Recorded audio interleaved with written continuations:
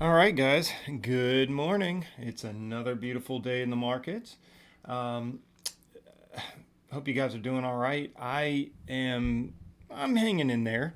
Um, we were up with a baby all last night. Our son, our 8-month-old son, was pretty much a disaster. He is not feeling too well right now, so we've been just kind of dealing with that. And my wife is actually going to take him to the doctor today. Hopefully, we'll get it all worked out. But anyway, so the point being, I'm coming into the markets a little bit tired today. Admittedly, I'm a little tired, but it is what it is, and we'll make it happen. Right now, I've got a trade going on TVIX. So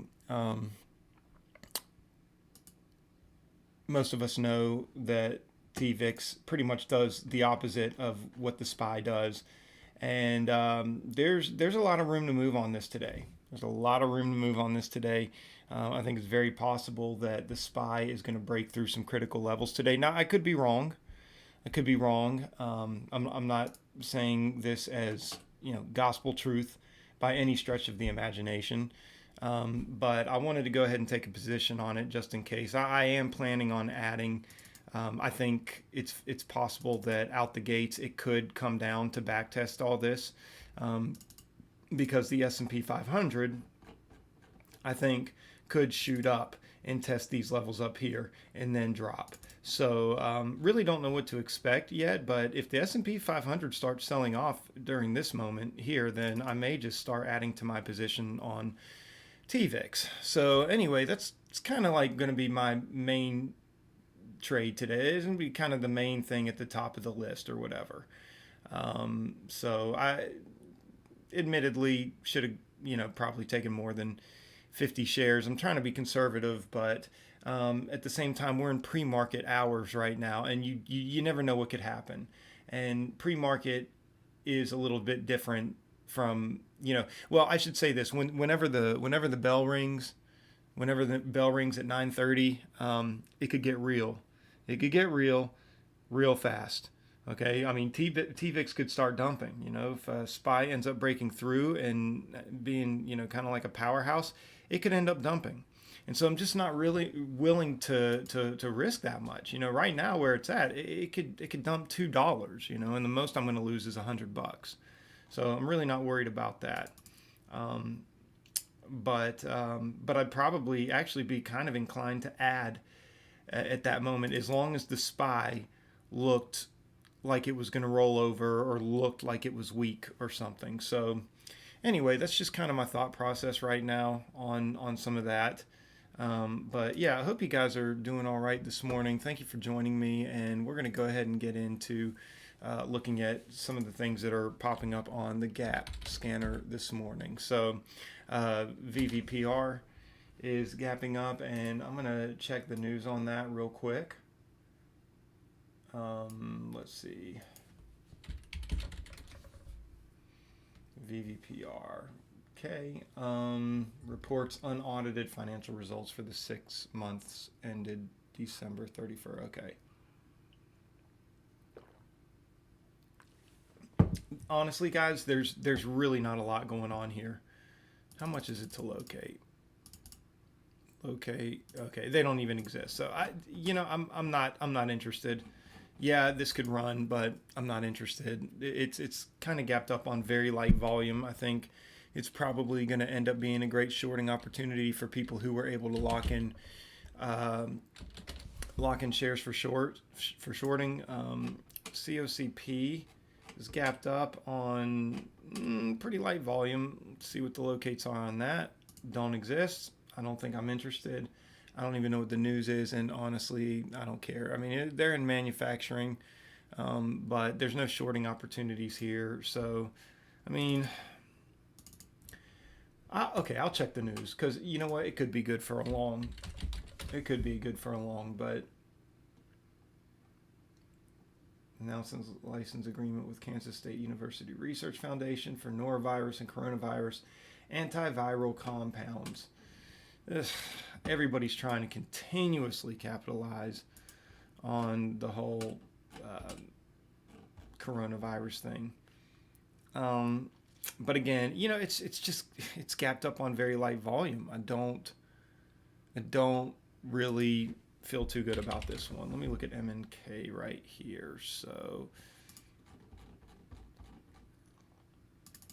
okay, MNK had a pretty good push up to the 750s levels. Wonder why. Check that out too.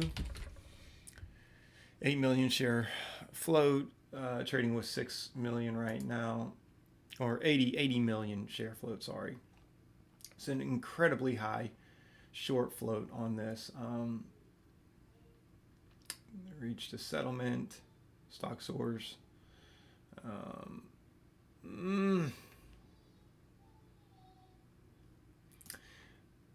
I mean, I don't know, guys. I feel like it's probably kind of fake, and I feel like too, if the SPY continues to have some downward momentum, um, I mean, I don't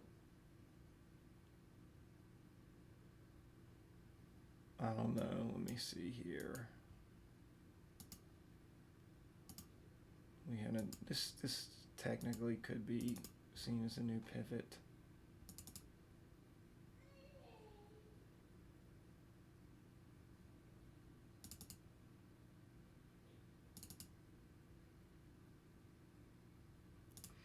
I could take 500 shares here. I mean, I think it is. I think it's possible for it to have a rundown, especially because it's gapped up on such light volume. If it breaks back below that 20-day, I mean, it basically closed here yesterday at 417. It's up to 578. 579. Looks like it's bouncing though. I'll keep MNK up on the watch list. I'll keep it up just in case. I mean, I think I would be good for going in with a, if it comes back to test these levels here, I think I'd be good to, especially if it looks like we're about to see a trend line break. And I might even be inclined to average in as it starts making its way up to these levels up here. But obviously, if it breaks these levels, I mean, the thing is we're dealing with 80 million share float. So there's only, 6.4 million shares being traded right now. So,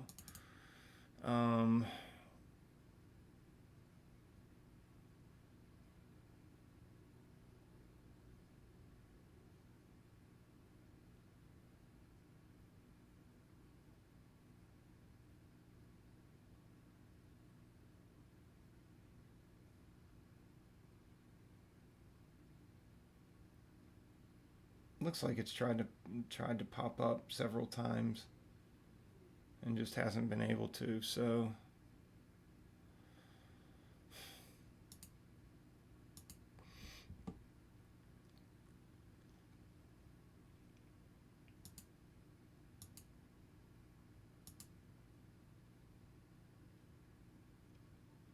see if it breaks up.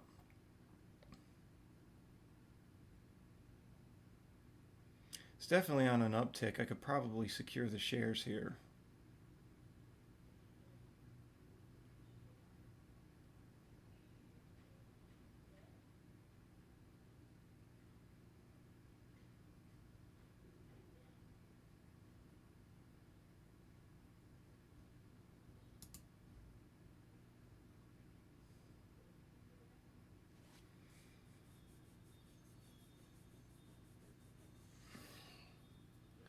Like I said, incredibly high short float.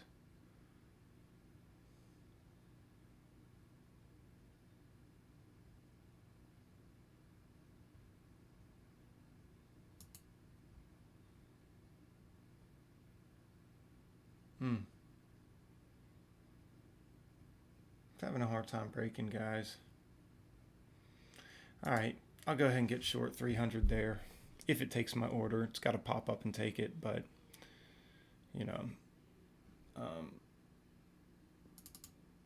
so I'm in. I'm in at 579.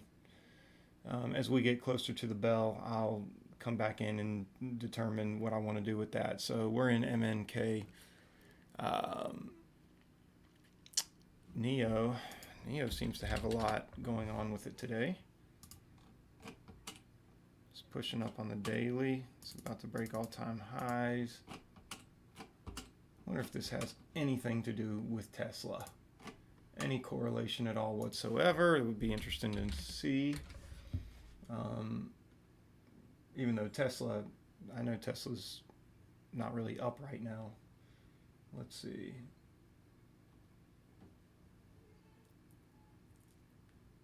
Collaboration deal with Hefi government announced. Hefi municipal government. Framework agreement. 10 billion won funding. Interesting. That's interesting. Really is. Really is. I'll keep that on watch. Just going to kind of watch that one out of the corner of my eye, though. I'm not... Let's see, LL. What do we have going on with LL?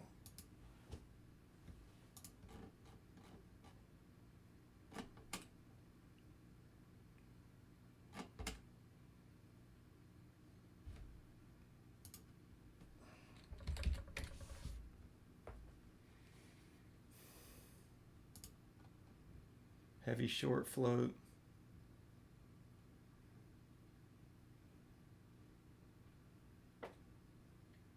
Okay, lumber liquidator holdings. Okay. Not gonna mess with this stuff here today.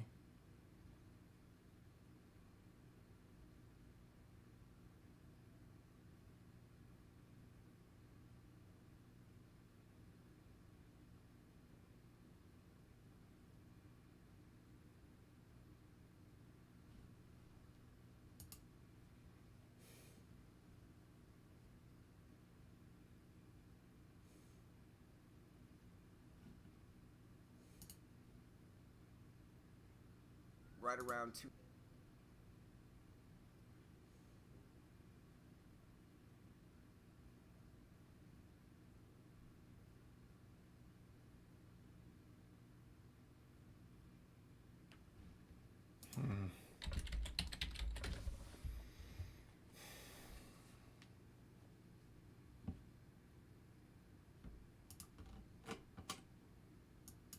If SPY continues to tank, I mean, this could prove to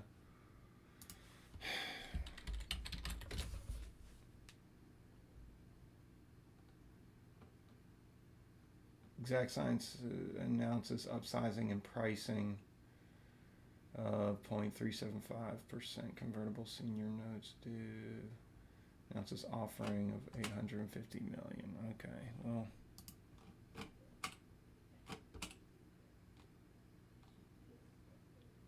would be interesting to see where that goes.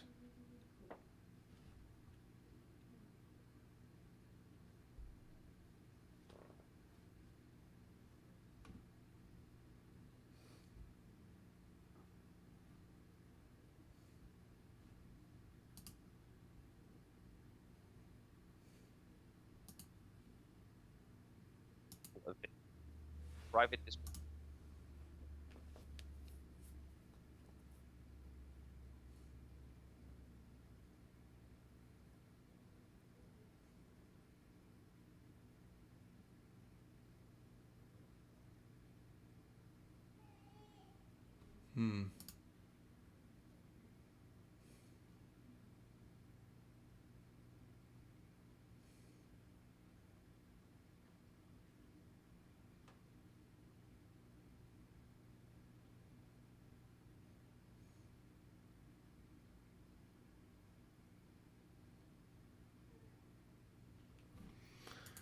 I'm going to look at two more here. Tiva and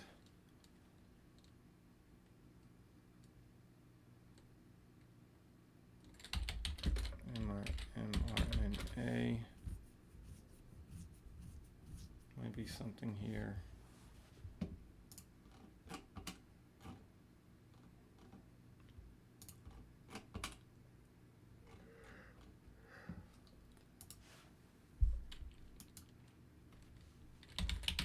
Let's look at Tiva.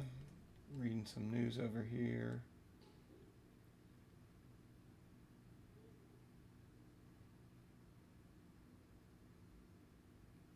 Positive earnings. Okay.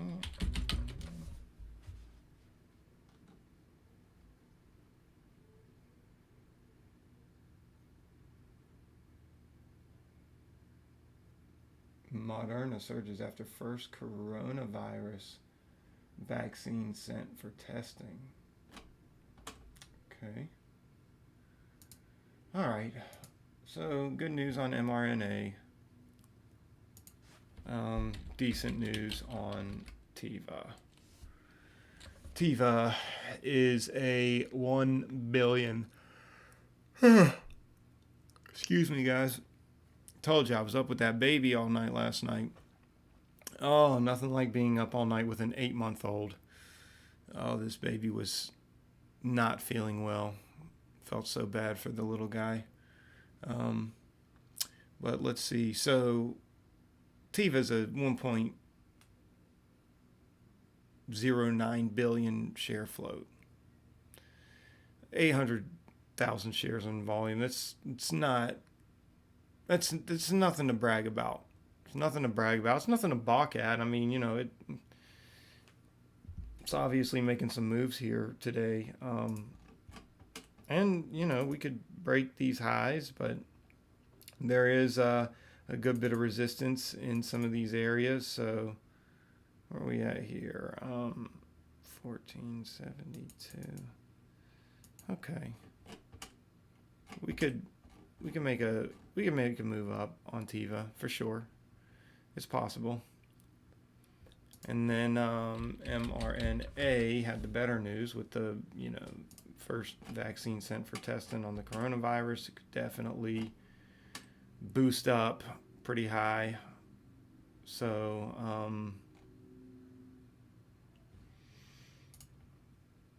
I don't know.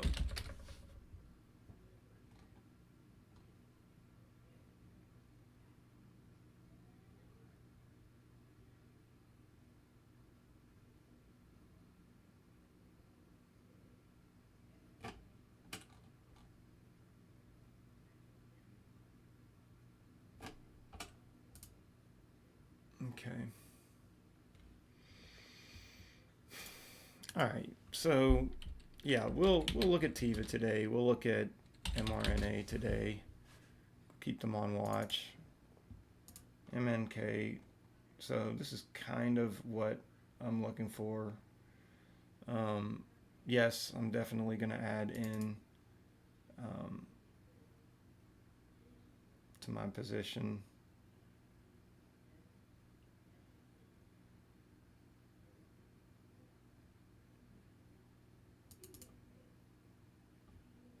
Although I don't want it to go too much against me here. Thing is we've got 9 minutes to the bell, so it's kind of like, But guys, it's dropped down and had so many fake outs. Yes, it's respecting the trend line, but I'm kind of getting in early just because of how heavy the short float is. I'm kind of getting in early in expectations of a break through this trend line. There's another rejection and a final crack through this trend line. I think that would be huge, and I think we would definitely come down and test the $5 levels. The only thing that I don't like is that we have all this to cut through, plus the 200-day moving average. That's pretty significant. But it's also extremely significant if it can't hold the 200-day moving average. And I mean, that sucker could come just crashing down. We could see it down. I could get a full dollar move off of that. Not that I would stay in the full dollar move, but I could get the full dollar move.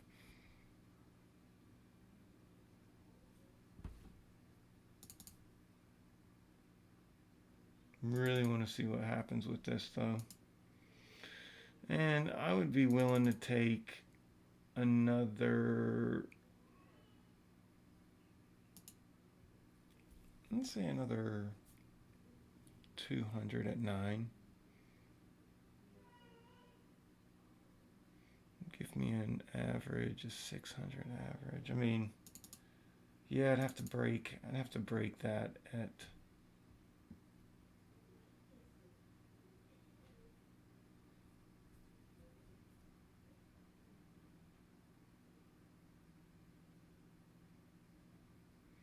it could pop just like this one did. It could pop up there. So I don't know. Might be willing to add at 29.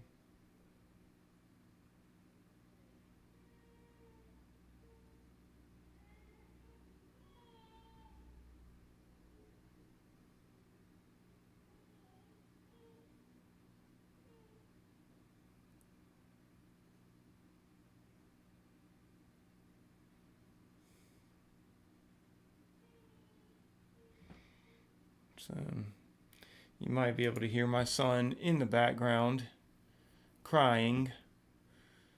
He is not doing well. He's had a cold, and it might even be an ear infection. We've got to get that figured out.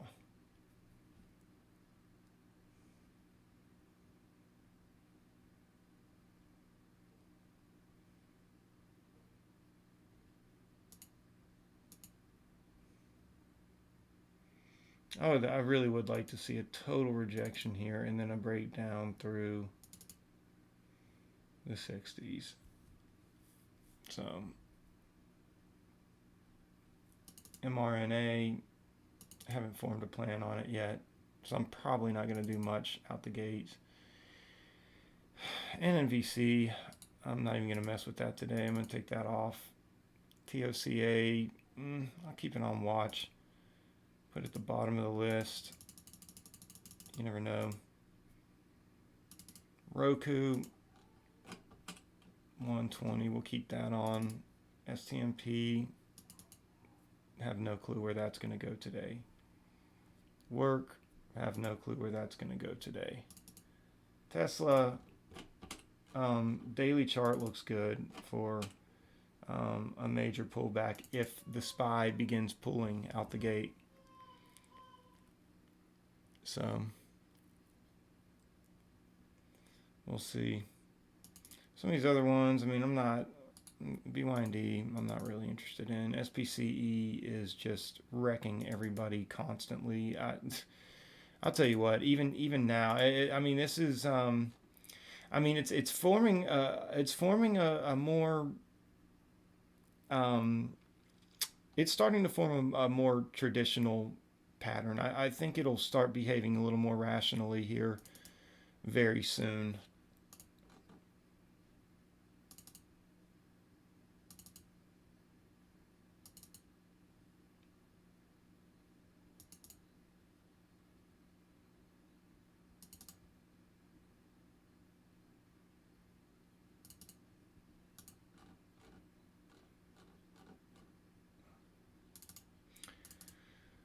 So if this breaks 609 at the opening bell, I mean, here's what I don't want. What I don't want is to get caught in some kind of a massive short squeeze. There is a super massive short float on this, so I'd have to take the loss. I'd have to take the loss. I mean, I wouldn't want to, but again, you know, here's the thing: we're getting close to 9:30.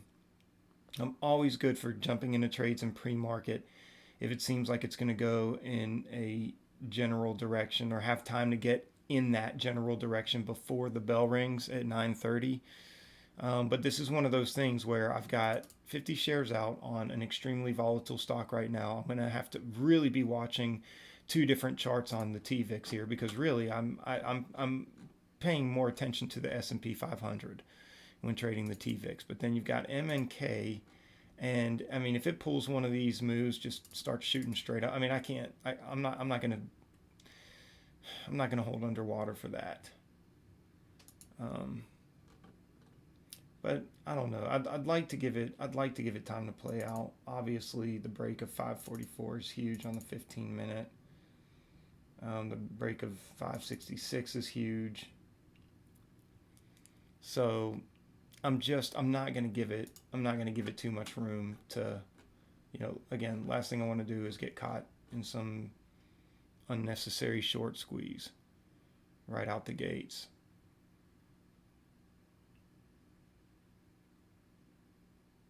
So anyway, that'll be my stop.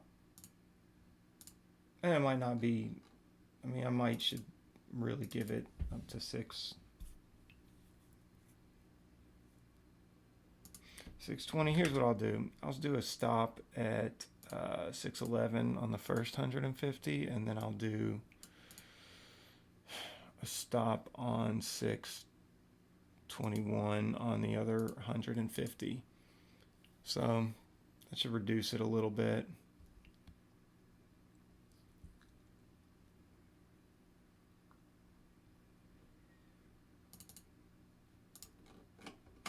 And I'll be watching the SPY out the gate.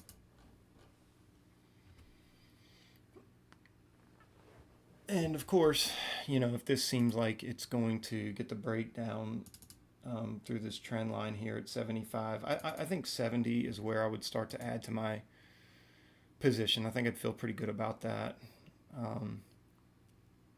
Or if it comes up and tests this, but just can't break through,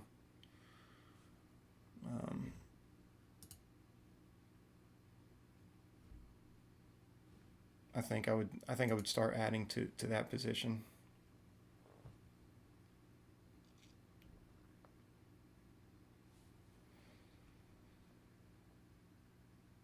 All right, guys, bell's about to ring.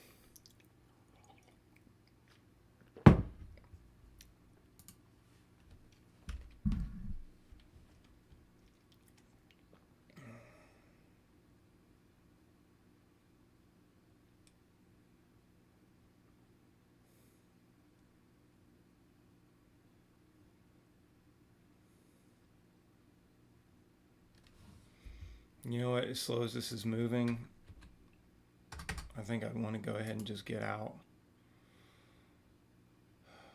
Let's see what this does. I'll give it a minute.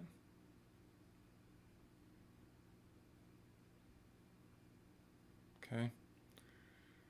Out the first 150.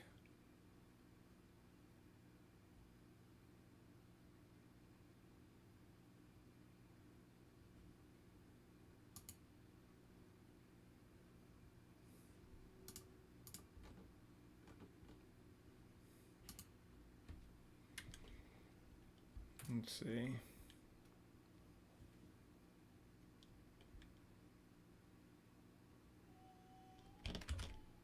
Oh, I probably went in a little prematurely there, but let's see. Okay, there we go. See if it cracks down through here. If we can just keep it cracking down through there. Otherwise, I want to get out the 450 at the break back over 610, probably. Stop. Okay, so now it would probably be 6. Okay, oh, I should have added right there.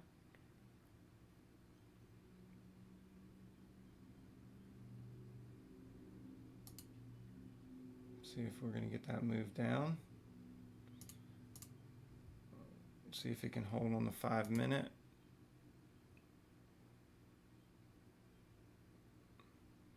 Might consider adding to the TVIX right now.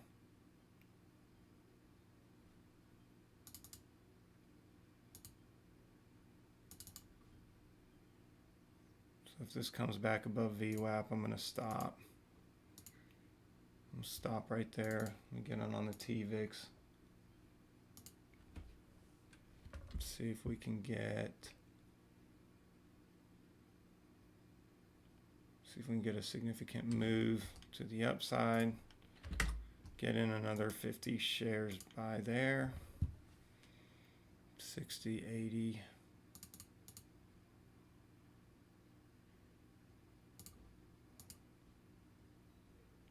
Ah, come on.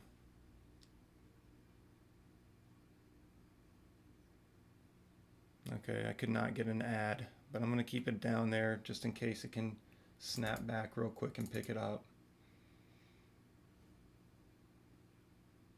Okay, there we go. And let's see how long we can hold on to these shares. Gonna watch the SPY.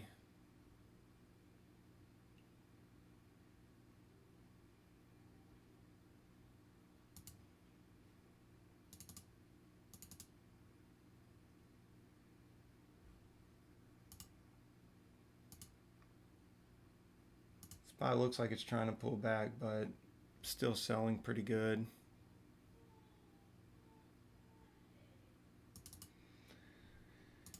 MNK having a hard time. It's coming back up through the trend line. So it's kind of breaking VWAP, but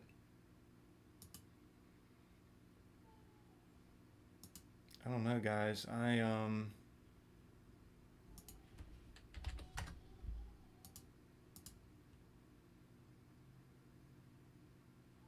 almost feel compelled to add to this again.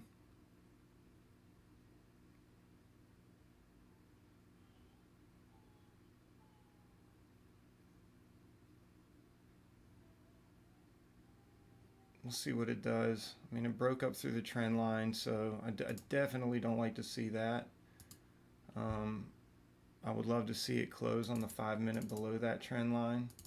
I think if it can close below the trend line, I think we'll be in good shape.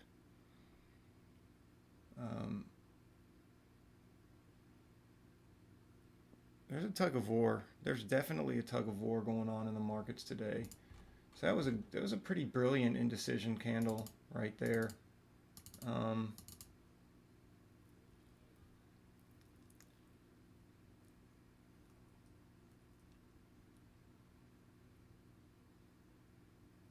Sure what we can expect.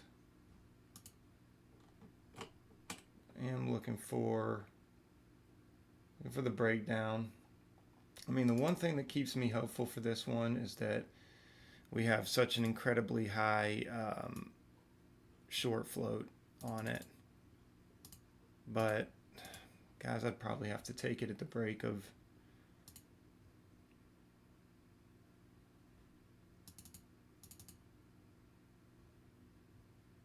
let's see. Is it really genuinely turning around, or is that just really light sell volume?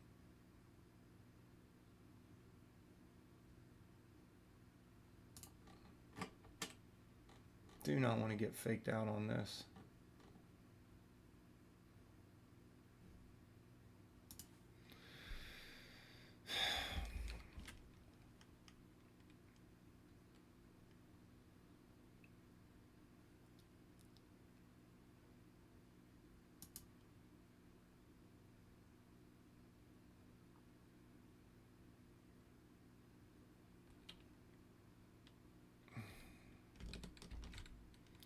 Going to reduce my share size.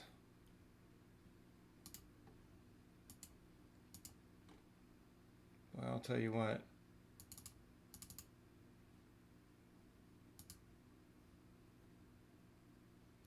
We're up, then we're down, then we're up, then we're down. It's very choppy out here today, guys. Very choppy.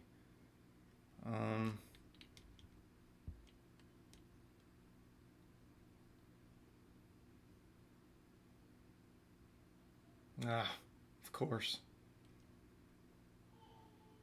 Of course.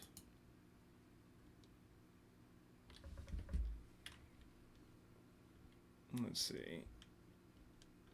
Does this justify though? Does this I don't know. I don't want to get faked out again. This could just be a whippy stock today. But it's cracking through the trend line. So I can get in again. Take another 425 at a 591 average.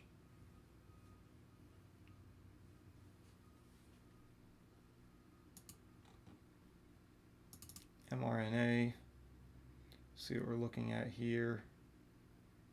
It's like a total fake out. Tiva definitely making a strong move up. That one did not have the best news on it, but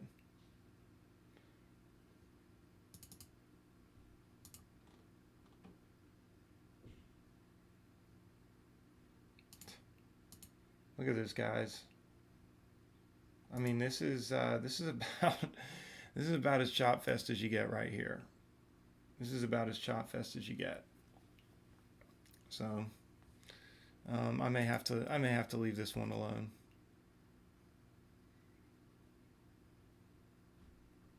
I give it another shot to work out.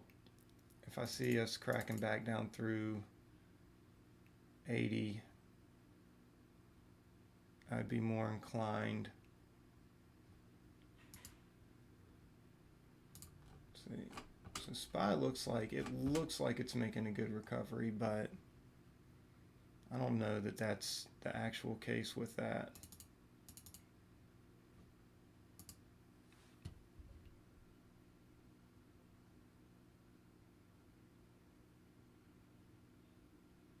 Could be getting a rejection.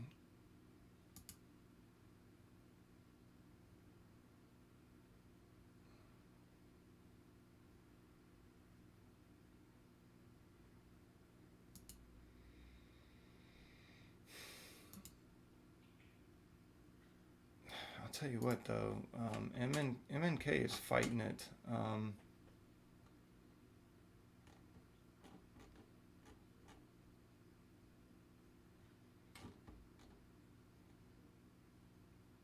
Volume's coming in.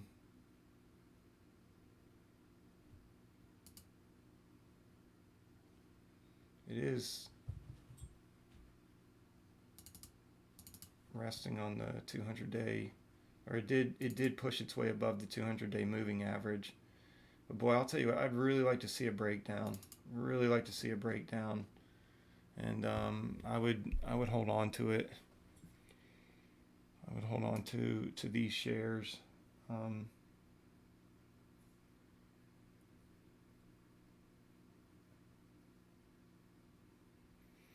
SPY was rejected. SPY was rejected. Could be selling off.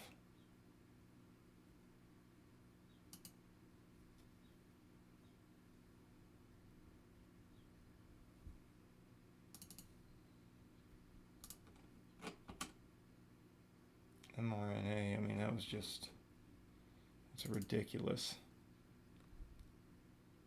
Tiva,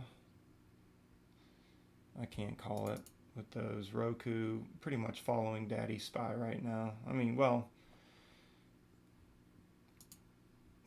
not really, not to the T anyway. Not like it normally would.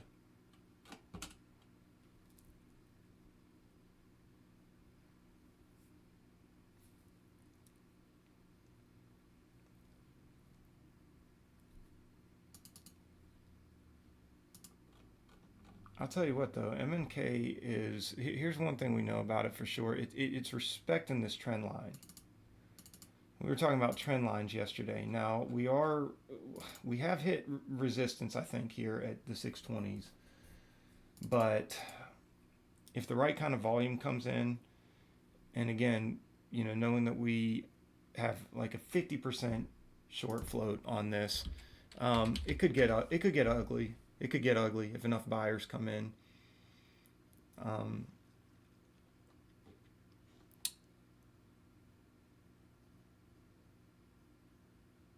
So, but if this turns,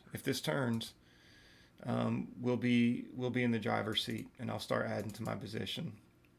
Like I said, the break of 580 is probably where I would want to go. And I would start taking profit at the break of 550.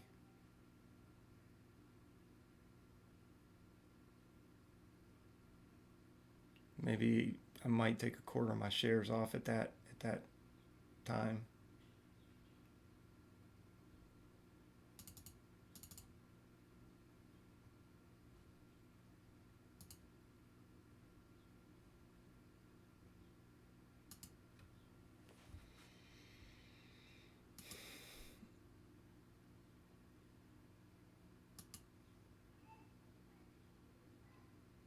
TVIX is on a tear. TVIX is going to be the trade today, guys. That's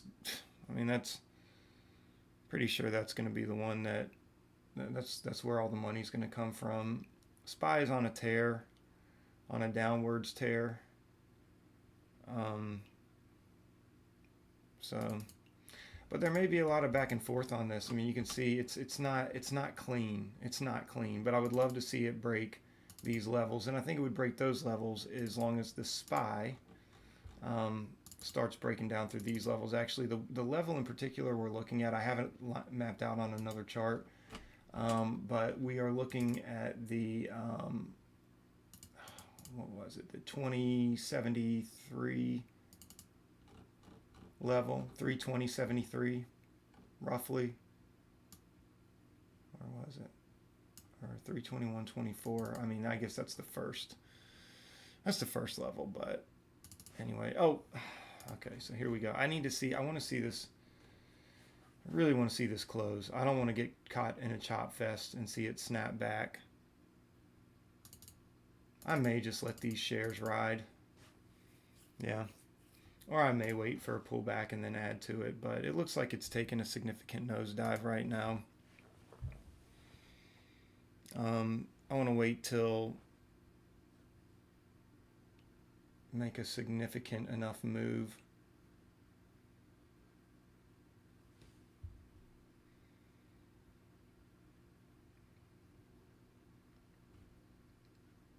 Let's see, so 400 at 591. So if I took another 400,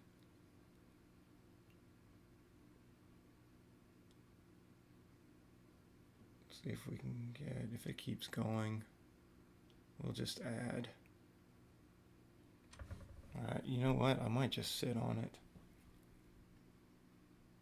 So we got 425. I'll take 200 off at 546. Let's see. 541. Take 200 off.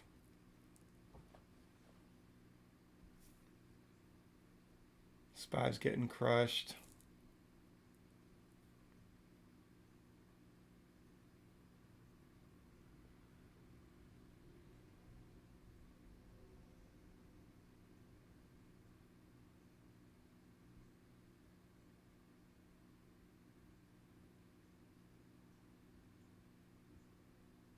It's a great market for shorting.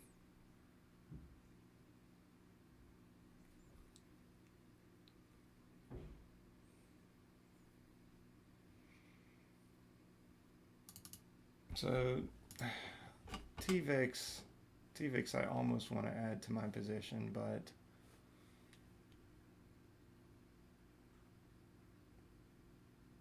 it's almost like, should I sell? Let's see how far down SPY goes. I'd like to make, if I can make over 300 on TVIX, that'd be great. So I would take 63, okay, 63.53.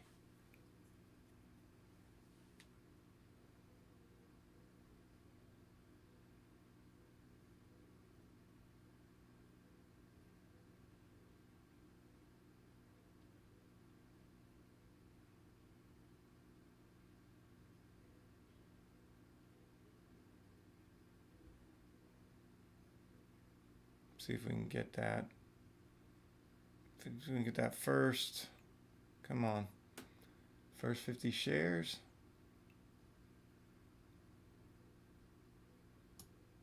Should I take it at 43, 33? Maybe just to be safe. Yeah, we'll take it at 33. See if we can get it at 33. Quick pop to 33. There we go. Okay, just locked in $176 profit on TVIX. MNK, definitely want to see a breakdown. I'm going to take the first 200 off at 41. I would like to add, I should probably add 200 shares at the break of 50. If it can break 50 though, I mean, that's, You know, that's going to be the great mystery today. Can it break 50? You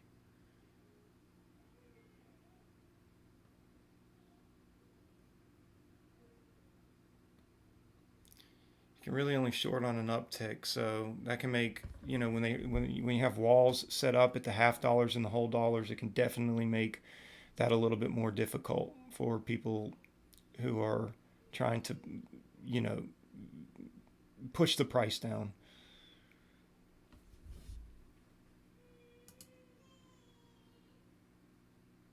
So,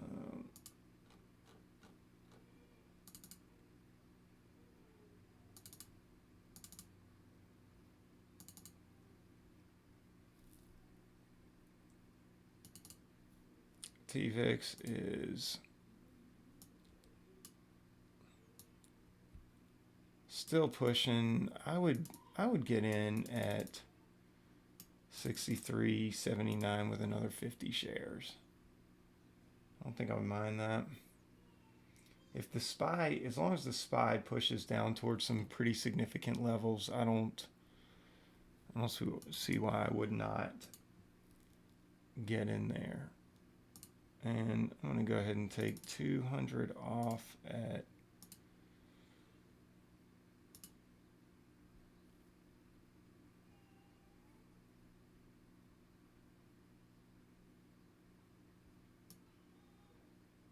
well,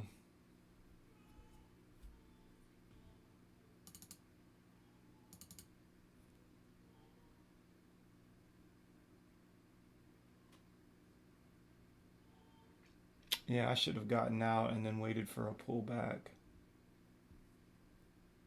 But I'll take 200 there at 56. If it can come down there, and I'll let the other 225 ride, see if we can get it down there to 5. See if we can get a quick flush to 56. Can we? Almost there. Almost there. There we go. Okay. So we greatly reduced that loss. SPY's continuing to pull. I really would like to add another 200 shares. The break of 50. Stop. Sell.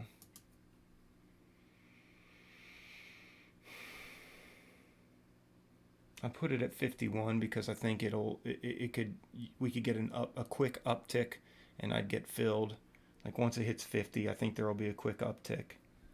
I'll be able to get filled, and then, you know, we'll continue heading down. And then with those 400 shares, I don't even know if I would let it go all the way down to 5. You know, or at least I could take some profit off beforehand on that.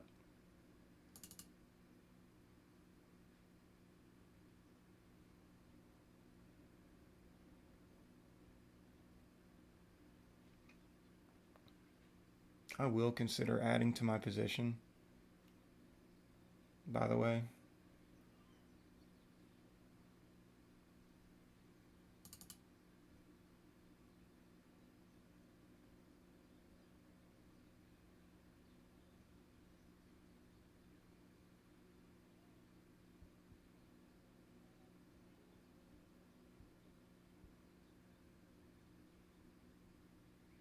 On both of these. On both of these, let's see. There we go.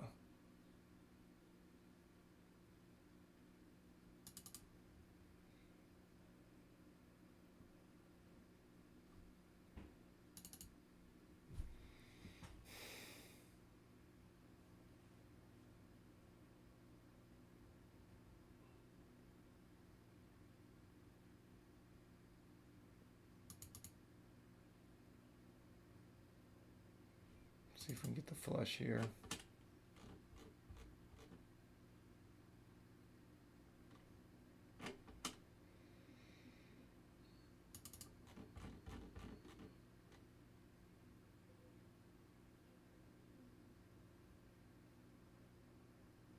See if we can get the flush, get the add.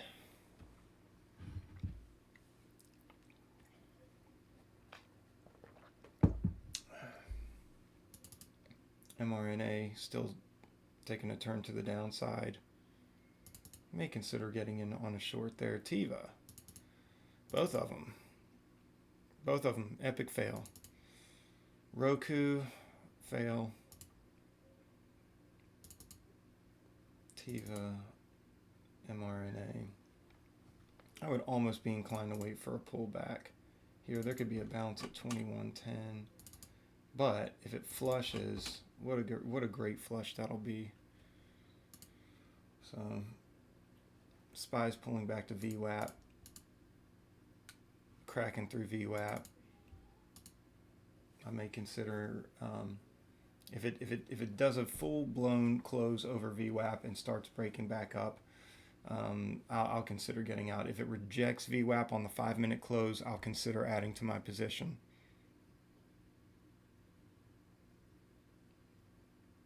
Oh, MNK, I never got the ad. Wait, how did I never get -225? How did I never get the ad? That's weird. It's kind of odd.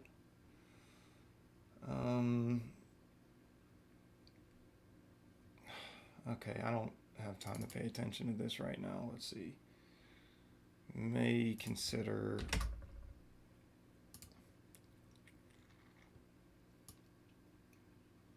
I need to see where this closes.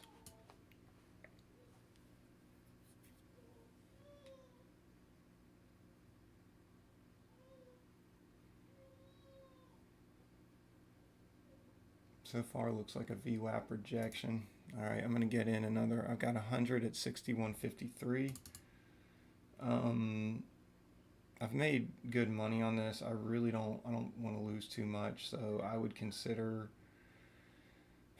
I'd consider getting out with, like at the break of 61. But again, I'm watching the S&P 500, and we're getting a pretty solid rejection off VWAP there. So that's really what I want to see happen here, and see an uptrend continue on TVIX. We'll see if that can happen. If it can't, I'll get out. Hopefully break even. MNK. How did I not get those 200? Did I not? I guess I don't know what I did. Guys, I don't know what I did. Come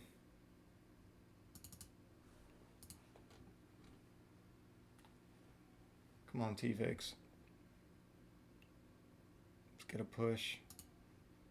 If we can get a push up to 63.53, I will get out the first. Or I will take, I'll take 25 shares off there.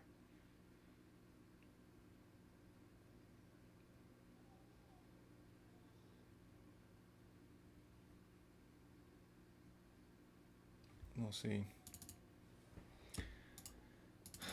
I tell you what, this one's giving me a hard time.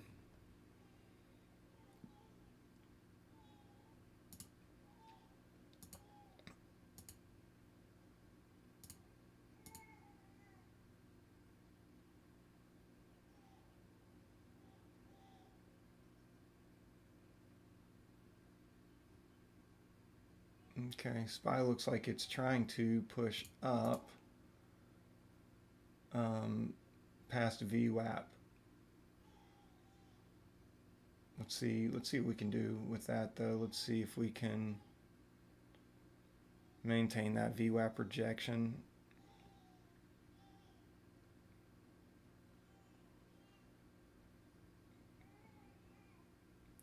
I want to see what the volume's like. We're dealing mostly with sell volume on the SPY, so TVIX should continue to climb, guys. I don't know. It's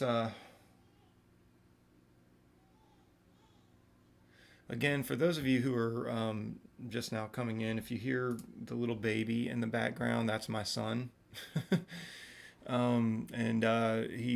He's been sick. He's got a cold or something. My wife and I, we really don't know what it is. We've scheduled a doctor's appointment for him later this afternoon, so hopefully we'll find out. But I just pulled up my YouTube live stream here. I see the chat. Nitrogen's Adventures. I hope I'm saying that right. Top and tails on the T-Fix. Yeah, actually, it's yeah. You pointed that out. I see. But here's the thing. I'm not so much trading the T-Vix right now as I am the SPY. In other words, well, I'm trading the T-Vix, but I'm watching the SPY. I'm watching the SPY. Okay. Yeah, we could be seeing topping tails, and that could be a great indication of what is actually happening with the SPY. But my biggest thing is if the SPY starts to break through VWAP, I'm gonna want to consider getting out. But it's got to maintain. It's got to maintain, and it's got to close above VWAP. Right now, it's not doing that. So, and when I say close above the VWAP, I mean like on a significant time frame, like anything 5 minute or greater. So whether it's the 5 minute, whether it's the 15 minute, that's what I want to see. But yes, we are seeing topping tails here, and typically that is an indicator that things are going to go in a different direction. But what we have to understand is right now we're in some very unusual territory, or not. We're in some what we could consider. It's just volatile territory, and we all know that volatility doesn't always play out the same way. Or chart patterns don't always play out the same way when we have this kind of volatility on the line. And so, like I said, I mean, don't get me wrong. Sellers or buyers are they're trying to push the SPY up, but it's just not holding. And that's why, so here you can see, I mean, we had a push up. That's because the SPY had a major rejection off of VWAP. Now it could try again for VWAP. But right now you can see, I mean, we're telling a pretty good case for TVIX right now. And where was my, okay, and see, look, the SPY is turning around. There's a war. There's a war going on here between the SPY and the TVIX. But the fact of the matter is if the SPY cannot maintain or close above this, we're going to continue to see a drop. So we're just gonna have to find out. We're gonna have to find out how all this is gonna play out. But yes, it definitely doesn't look good to the long side right now on TVIX. But again, you saw that pop. There's volatility here. I mean, this is coming down, but it could flip right back around just as quickly. We've seen this before, and if the S&P 500 closes again on the 5 minute below that VWAP, that could be what we're looking at. But even in the short term, SPY could totally make a move up, but it could hit off of a trend line at 324 and continue coming down. So there's that. But I think if it closes above VWAP, at least in the short term, if it closes above the VWAP on the 5 minute, at least in the short term, I personally would be inclined to go ahead and remove my shares off the table just to see what it does. Then if we start getting a trend line rejection, I would get back in. But right now you can see the SPY is rejecting, and of course you look back at the TVIX, and the TVIX is starting to pop right back up. So this is just the kind of volatility that we're dealing with today. So I'm going to put orders out at 63.53 to go ahead and sell. And obviously if it gets crushed, you want to be there for that. You want to be on that move. You do not want to close out your position prematurely just because you're afraid it might not go. I mean, we're doing fine today. I mean, even if I have to break even here, I mean, whatever, to me it's worth it to see where this goes. But we've got 2 minutes left on this 5 minute candle. Again, I'm looking for a close below VWAP. We may not get that. And if we don't, it's it's fine. It's fine. So anyway, I will be looking to take 25 shares off at 63.53. So like we could get it. SPY seems like it's rejecting off of that VWAP. So let's see. MNK still holding on to that. I wish I had gotten the extra 200 shares there. I don't know why that didn't pick up for me. We've got about a minute left, guys, on this. This is kind of going to be, there's going to be a moment of truth here on where this closes out on the S&P 500. MNK is making a good move down. I'm going to hold on to that and look for a test of the $5 area. I'll show you SPY on this chart again. I've got other monitors and other windows up here, so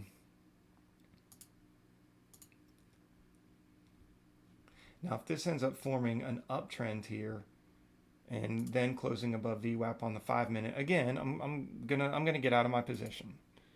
I'm gonna get out of my position. There's no reason to continue to hold through all of that mess.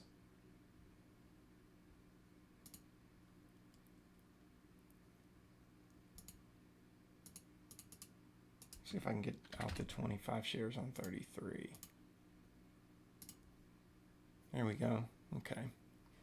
So we put a little more money in the bank on that one.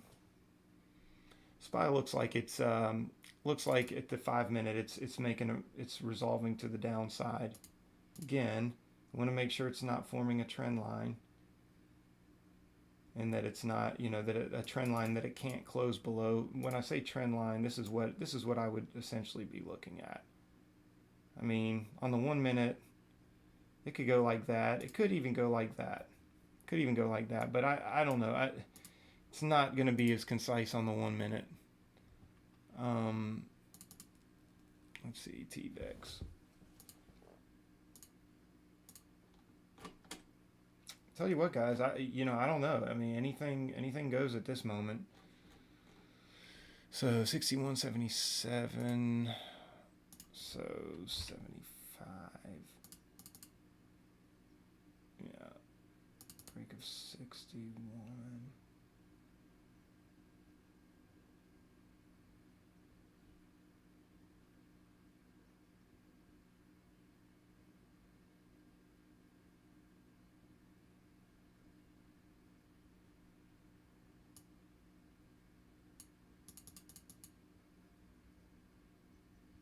Again, if this starts turning over here, we'll get out.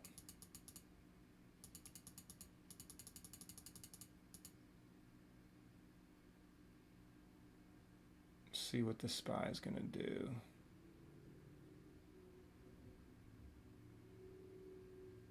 If the SPY rejects again, I may consider adding. If it continues to reject here, reject VWAP, reject these moving averages on the 5-minute. So we're having a breakthrough. We're having a VWAP breakthrough, but it's on light buy volume, very light buy volume. So I pay attention to volume a lot. Now, it's not, you guys often hear me say, it's not gospel truth. Okay, it doesn't mean that, this can't all of a sudden increase, tons of buyers couldn't start stepping in. But we have had significantly more sell volume than buy volume on any of these time frames, or any of these candles, excuse me. Let's look at the time frames. So the time frames tell us something a little bit different, but it somewhat gives a little bit different of a story here. So even though these are green bars, these look like buy volume bars on the 15-minute, it's dying down. We're seeing a die down on it. We're halfway through the second 15-minute, so it could be that even through all this volatility, the buyers are just not going to be stepping in, and then the sellers are just going to start crushing it. So this is why I said you don't want to move irrationally. You don't want to get scared out of your position. I mean, you just don't. That's not the way to trade. It's not the way to trade. Here's what I was telling you guys about trend lines too. I mean, again, we were paying attention to these areas of resistance here, but then once it broke that trend line, and then and VWAP and all those moving, I mean, we're looking at confluence here, but typically, even if the VWAP or whatever, the moving averages weren't there. I mean, when you break trend lines, you'll always see a fairly significant flush. So okay. Oh, I'm sorry. I'm looking back at the okay, nitrogens, nitrogens, notogens. Maybe you could type it out so I can understand. Okay, yeah, kinda. LOL gaming nickname. Thanks for the explanation. That really makes sense. I enjoy your videos as you use a similar strategy as I have been practicing for the last 13 months. Okay, that's interesting. That's first of all, I'm really glad to hear that you talk about practicing a strategy for 13 months. That's dedication, man. That's dedication. There's a lot of people that want to get into this and just make instant riches and wealth, and they don't understand that it is something that that you have to practice. You have to put it into practice. You have to test your strategy, and it takes dedication. It takes a lot of patience, and you're putting in the time. You're putting in the effort. 13 months. I mean, that's great. That's great. There's a lot of people who get in here and they get frustrated and they can't last more than 3 months or even 3 weeks for that matter for some people. But so yeah, glad to hear you say that. And then you said, let's see, the edge is playing the TVIX off the SPY action as TVIX is a mirror. Yeah, true. TVIX is lagging the SPY exactly. I did a rewind on your stream. Seems you got skipped. I did a rewind on your stream. Seems you got skipped.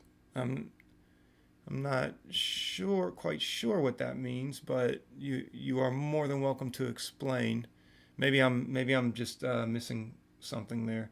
But yeah, it's looking, there's a lot of wicks here. I mean, there's a lot of wicks. Yes, we were seeing topping tails here, but there's a lot of wicks. This is why I said even though I'm trading the TVIX, I'm really trading the SPY. This is what I'm watching here, and this to me looks like VWAP rejection. Okay, now it could be bear trap. It could be bear trap. This could totally turn around and push back up. I'd like to see a break of these levels here at 322.66.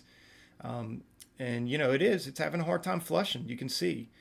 But I think if we see the breakdown there, and then we get a breakdown here at 322, I think we could see a really nice move on these last 75 shares. So I did a rewind on your stream. Seems you got skipped the short ad. Yeah. Oh yeah. On MNK, I did. I don't. I mean, here's what kind of puzzled me. It's that the order was no longer here. That's what puzzled me. Like I add, typically, even if it skips you, your order would still stay in here. Typically, I don't know. I don't know. Who knows? These brokers can act strange sometimes. So right now I'm looking for a place to add. I think even if it comes all the way up here to 6, I think I would be inclined to add. I cannot see this pulling around. I mean, yes, we've had a bounce off the really nice bounce off the 200-day moving average. But I still think that, especially if the SPY remains weak, I think this could break back through. But we'll see. We'll see.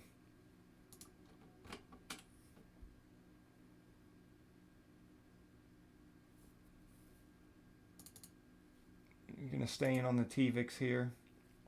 And it could be that, guys, I just get out at, with $218 on the day. I mean, obviously, you want to do better than that, but I mean, it is what it is. So finally got the break on the SPY, by the way. Break of these levels. I want to see it get crushed on these levels down here, and I will hold these shares as long as I possibly can on the TVIX. I don't even really have any levels marked out on the TVIX where I would add. Again, I'm trading the SPY right now on the TVIX. So what I really want to see, let me just pull this chart down here. So you can see on this chart, I have the levels marked out. So I'd like to obviously see a break at 321.24, but then I want to see this break at 320.73. That is the most clutch break. And then really, well, the break at 320 period would be clutch, but I think if we get that 320.73 break, that's going to be even more so. Um, so thank you for the explanation. It's no is so when you're saying Notre, is it like Notre Dame? Like Notre Dame? Notergen? LOL, people just call me Notre. Is that right? Notre, or is it Notre or Notre? Or if it's like Notre Dame, just type in Notre Dame. uh,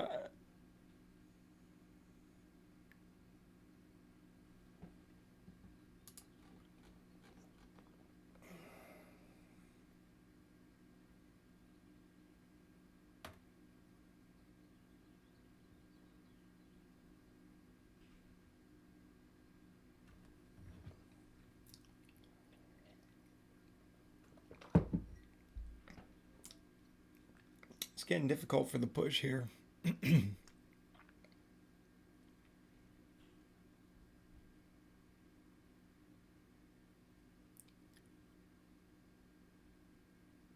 Okay, so Notre Dame, yeah? It like Notre Dame, yeah? Or is it like here, let me see. Let me type in like no Notre? Like Notre Dame? Or like no oops tree. There we go. Let's look at let's see what's happening here on MNK. MNK had a VWAP break, but I'm calling some VWAP BS on that. Okay, like Notre Dame.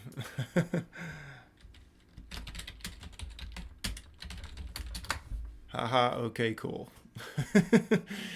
There's a delay here, so you're probably hearing my questions like 10, 15 seconds after I'm asking them. So, maybe even like 30 seconds.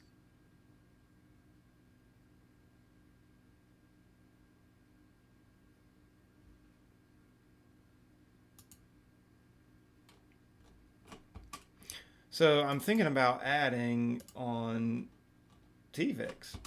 I mean, I don't know. I don't know. I don't know. This looks like it wants to roll. It does look like, but here's the thing. Again, just like looking at the topping tails, I don't know if I can trade this. I can't trade that pattern. This pattern I can trade. And I really do think that we could get a breakdown here. Look at this on the 15 minute. Just perfect rejection on the 15 minute. Mind you, the sell volume was a little weaker than the buy volume overall, but it's flushing, still flushing. 30 minute. Wow, this would be huge on the 30 minute. By the way, one of the best strategies that I ever learned, or one of the things that you don't hear a lot of day traders even talk about using in their strategies is looking at the longer time frames. I have found oftentimes that when you are checking into the 30 and the 60 minute, um, when you're checking into the 30 and 60 minute time frames, that can tell you a lot. It's almost like zooming out. You're getting a clearer understanding of the story that's being told. Okay? And so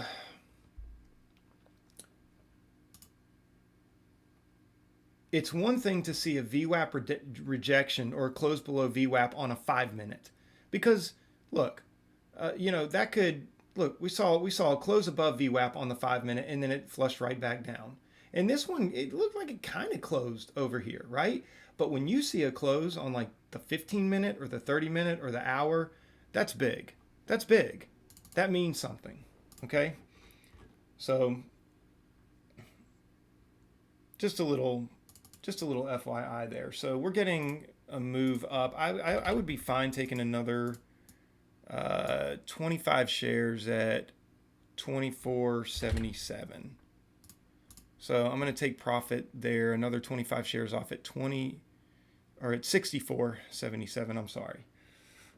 If we get this break down on the S&P 500, if this breaks this level, we're definitely going to get that. Now it may test it and look like it's putting in a double bottom. Just depends on how much of a fight is here to hold the line. But if it comes back down and breaks, I'm definitely getting those 25 shares out at 64.77. And that will give me, you're looking at a $3, you're looking at $75 on just 25 shares. So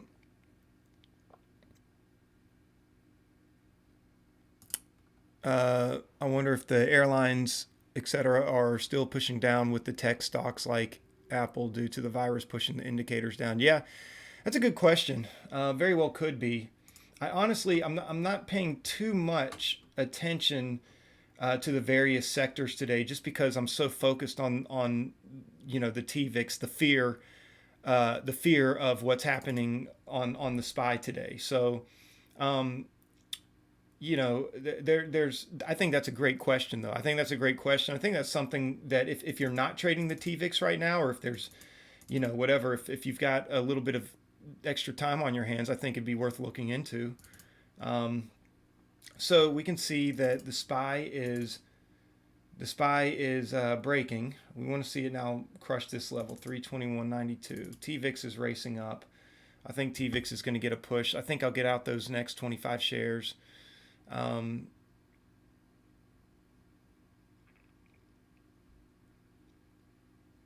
on. Let's get a solid push.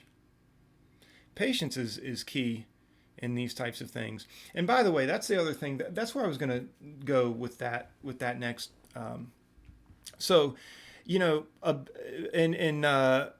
Notre, by the way, so Notre Dame. I'm going to call you Notre Dame. So Notre Dame, or here's the thing, man. Like, I don't know how much of this channel that you've watched.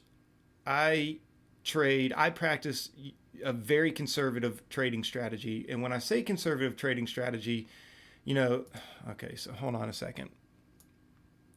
I think it's going to be worth it to go ahead. I'll take it at 24 or 64.27. I'll take that there because I need to reduce some shares here.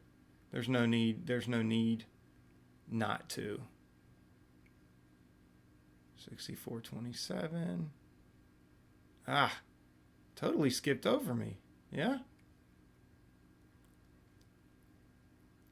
Come on. Do I need to come down to 17? Come on. Let's get a quick push up. There we go. Okay. I wanted to take some profit there. So now if nothing else, we're up $305 on the day. And I'm going to hold on to 50 shares for a good bit. The SPY is moving. I don't think there's any reason to really get out at this moment. We've got to break even all the way down. I mean, we're almost $2.50 away from that. So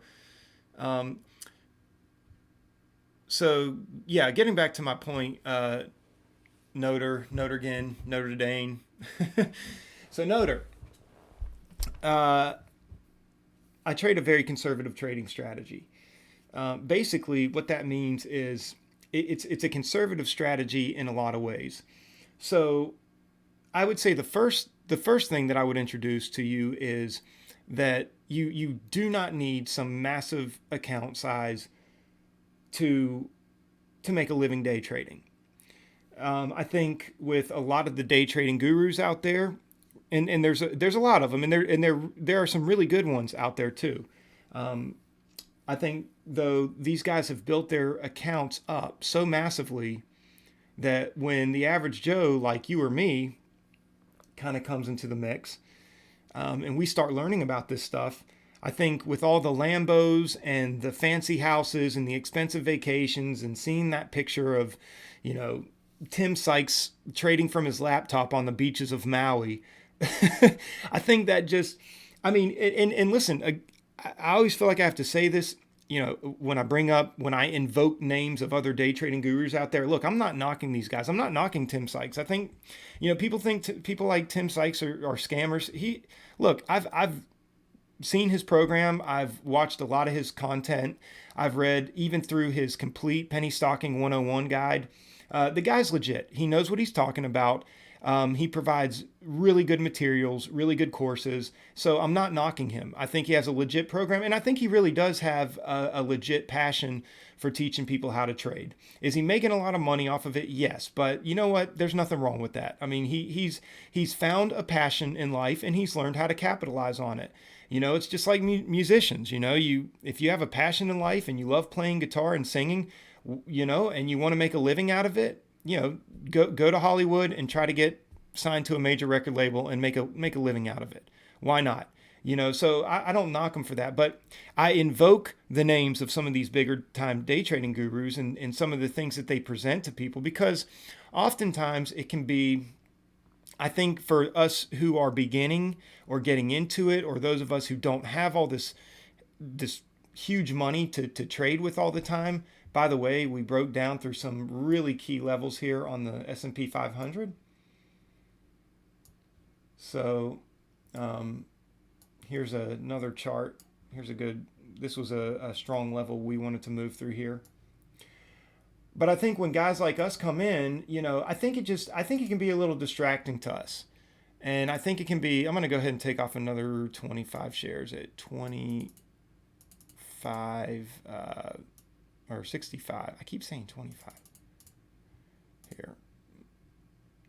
Okay, and I was immediately out there. So I think they come in.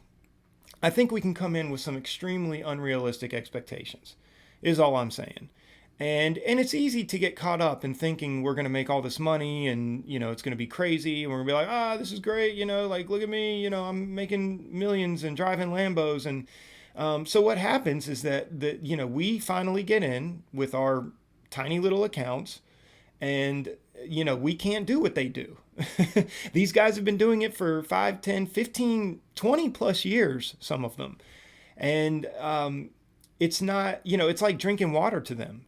It's so easy. It's so smooth. They have these massive account sizes. They really don't have the same care or concern of losing money that the average Joe does. Okay? And rightfully so. And so what I have found is that if we kind of correct our mentality a little and we stop looking at all the glitz and glamour of it, and if we actually develop a consistent, solid trading strategy, we can find a way to where we can take a reasonably modest account size and generate, a steady $300 to $500 a day, even $1,000 a day can be accomplished with a small account size and without having to take super massive share size. You should go back and check out one of my videos from last week. I took a trade on Tesla. I shorted 20 shares on Tesla and made over $400 just on 20 shares. Okay. And what a lot of people don't understand, especially for the beginner trader, when you get in trading with less or smaller share size, a more conservative, so to speak, a more conservative share size, you have more of a risk tolerance. You can let the market breathe a lot more, and you can withstand the market fluctuations a lot longer than if you had jumped in with 1,000 shares. You jump in with 1,000 shares. I mean, can you imagine if I jumped into this with 1,000 shares when I first got in here? At one point, it had dropped I got in on pre-market, but even during pre-market at one point, it had dropped significantly. I would have been down like $1,000 at one point, And so I'm going to go ahead and take out 12 shares. No, I'll take out 10. I'll leave 15 on the table there. So there we go. Look at this. I took maybe 100 shares off and on. I've been kind of dipping in and out, and I'm probably going to make, if it continues moving in this direction with this momentum, which, by the way, we had another critical break here, this very well could continue moving down. I think at some point we'll have a massive pullback, but you never know. This could just be one of those irrational days where the market just continues taking a nosedive. But anyway, my point is this: you can do very well for yourself. Yeah, sure, you may not be some multimillionaire, at least not out the gates. It might take you a couple years of just steadily, consistently making 5 to 7, 800, maybe even $1,000 a day, just steadily, slowly growing up that account, or building up that account, and then you may get to that point to where you can start tolerating bigger risk and taking bigger share sizes and positions. But everybody's looking for the overnight success, and everybody's looking for the get rich quick thing. And so even these guys out there like Ross Cameron and Tim Sykes, even as good as they are and as legit as they are, and as passionate as they are about their programs and what they're teaching, I think sometimes I think it's I think and to no fault of their own. I mean, this is just the world they live in. I think sometimes it can just maybe they just kind of lose sight and and don't stress enough to people the importance of just really taking their time with this. And not saying that they don't ever stress those things in their courses, because I think it's possible that they do, but still yet, when you're trying to lead by example and you're going into the market every day making thousands of dollars, even though you might be telling people, yeah, take your time and, don't be in a hurry and be patient, and this is a marathon, not a sprint. Even though you're telling them that, they're still coming in watching their teacher every single day make thousands and thousands of dollars. And it can still just be a little difficult to combat that when you're seeing that, when you're faced with that every single day. And so I don't know. I just think there needs to be some voices of reason in this space. More voices of reason, we'll say. Not to take away from what some of these other guys are doing, because I think they are doing a great job in a lot of ways. I think there's a lot of people who have taken those courses and they've done very, very well. So again, I'm never knocking these guys. There are some scammers out there, no doubt about it, but a lot of these guys really are legit. And again, I think they really are passionate about teaching other people how to make money in the stock market. And making money in the stock market is possible. But for me, with my strategy, it's not only about the modest account size and taking smaller share sizes, but it's also, even with the charting, trading using less indicators, not throwing so many indicators up on all these charts. So I trade with a very conservative amount of charting indicators. Okay, and so you might see, a couple moving averages and VWAP, but that's about it. And a lot of times I'll even remove these moving averages, because a lot of times it's VWAP and volume. VWAP and volume are two of the biggest indicators that the vast majority of the market actually follows. These indicators right here can be broken. Look, they can be broken through in and out multiple times, but VWAP is the one thing that seems to stand the test of time a little bit more. It seems to tell a little bit clearer of a story than even some of these moving averages. Now, I do use the 9 and the 20 because for intraday trading, they are very important. I'm not saying you should ignore them, but I don't load up my chart with, Fibonacci retracement tools and Bollinger Bands and the MACD and even the relative strength index. I don't tap into that too much. And if I do, it's typically on the longer time frames. But I really do. I pay more attention to volume and I pay more attention to VWAP. And then even with my the strategies that I trade, I don't try to trade like 50 different strategies. I'm very conservative on the strategies I trade. I pay very much attention to support and resistance and just basic trend lines. And so anyway, but there's even more to it than that. I don't want to talk your ear off, but okay, I've got a lot of people coming in here. So Notre Dame, LOL, so true. Trading abroad after getting 500K in 4 months from 1K. Those people have years of experience. That's right. New traders do not have experience or trader emotional maturity to emulate that. That's absolutely right. That is absolutely right. We have to be mindful of things like that, because not only does it take a lot of education and a lot of research and studying, but then you need to have the mental discipline and the emotional control. And even those of us who have been doing this for, a couple of years now, or even like you said you've been doing this for 13 months, and maybe you've been doing it longer than that. Maybe you've just been testing that one particular strategy for 13 months, but even just doing this a couple years, I mean, it can be difficult getting, I still have I got wrecked. For example, if you go back and check out, I lost like $2,000 on SPCE last week. Virgin Galactic was just making the most irrational moves. And, I was stubborn. I was stubborn about it. Now I was taking conservative share size, but the stock was moving, $2, $3 at a time. And I just kept getting wrecked on it. And every time it looked like it was coming back with the perfect setup, I would get wrecked again. And so, it is what it is, guys. I think this is, I think it's possible we're turning around here. So I'm going to go ahead and get out.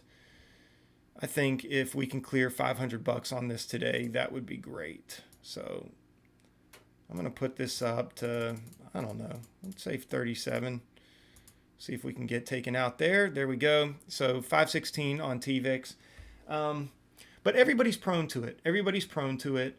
But yeah, Virgin Galactic, I mean, that's just another story altogether. I really, here's the thing. That was an anomaly. That was an anomaly. I still don't get how it formed a perfect setup over and over again. And this was a day after we had formed a gravestone doji. So I have not seen anything like that.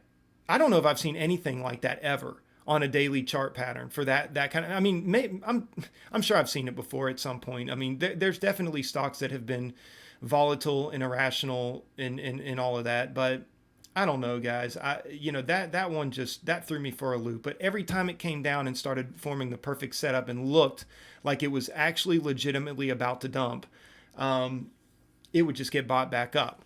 But I kept taking a stab at it, and there's a fine line, though. There's a fine line of wanting to be bold, wanting to continue to take a stab at a stock. After it behaved like that 2 or 3 times irrationally, I should have just stopped.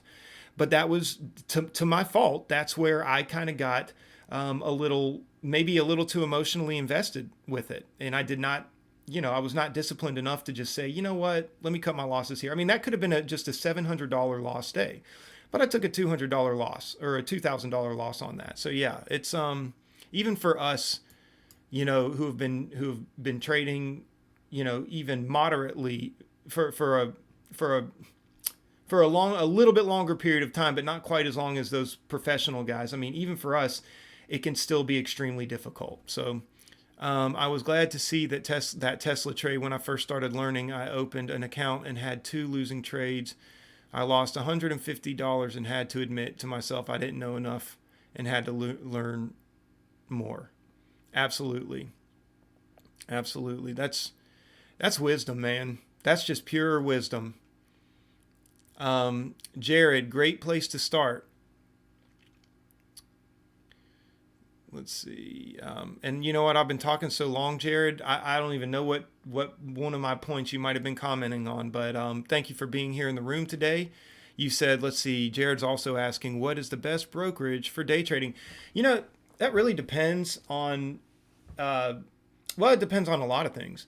I mean, I would say if you can afford a U.S. regulated broker, if you can afford to get in with $25,000 to bypass the pattern day trader rule, and you'll want a little cushion on top of that too. I mean, you can't go below the 25,000. So you'd want to fund it with at least 27, 28,000, maybe 30,000.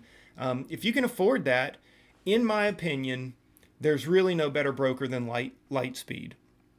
Interactive brokers, I've heard, is pretty darn good. And actually, there's a day trader out there that I've been following for a long time, and I'm pretty sure he trades with interactive brokers. And I think the one great thing about interactive brokers is it's really easy to find shares to short. I think that has been rated as the best broker for short sellers, which I technically am a short bias trader, but here on Lightspeed, I do a pretty decent job, I feel, finding shares for shorting. I do have to locate and borrow a good bit. So maybe that's something that I wouldn't have to do as much on interactive brokers, but Lightspeed, man, like the execution is phenomenal. I mean, it really is. It's light.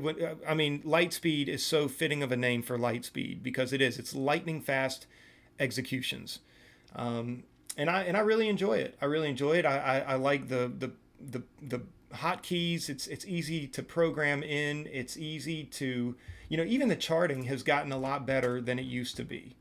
So I think if you can afford a U.S. regulated broker, I would choose Lightspeed or Interactive Brokers. I've been hearing a lot of. I've been hearing some shade.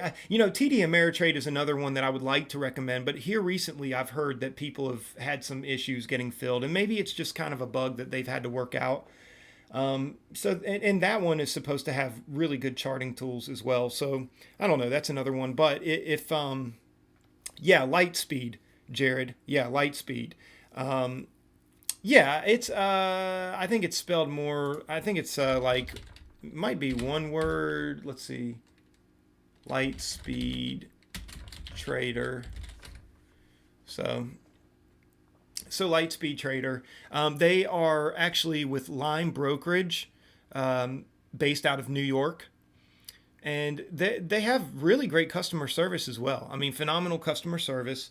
I've had a great experience with them. Now, another broker that I have dealt with, and this is, if you don't have the $25,000, and mind you, quick side note, you technically do not have to have $25,000. I mean, you can open up like a cash account, and you can trade as long as you're not taking more than, well, there's two ways you can do it. You can have a cash account, and you can use some of the cash to trade one day, and then it takes 2 days to settle. So if you traded on Monday, say you opened a cash account of $10,000, you could trade with $5,000 on Monday, and then while that is settling on Tuesday, you trade with the other $5,000, and then Wednesday, while the shares from Tuesday are settling, the shares from Monday or the money from Monday opens back up, and then you can trade back with that.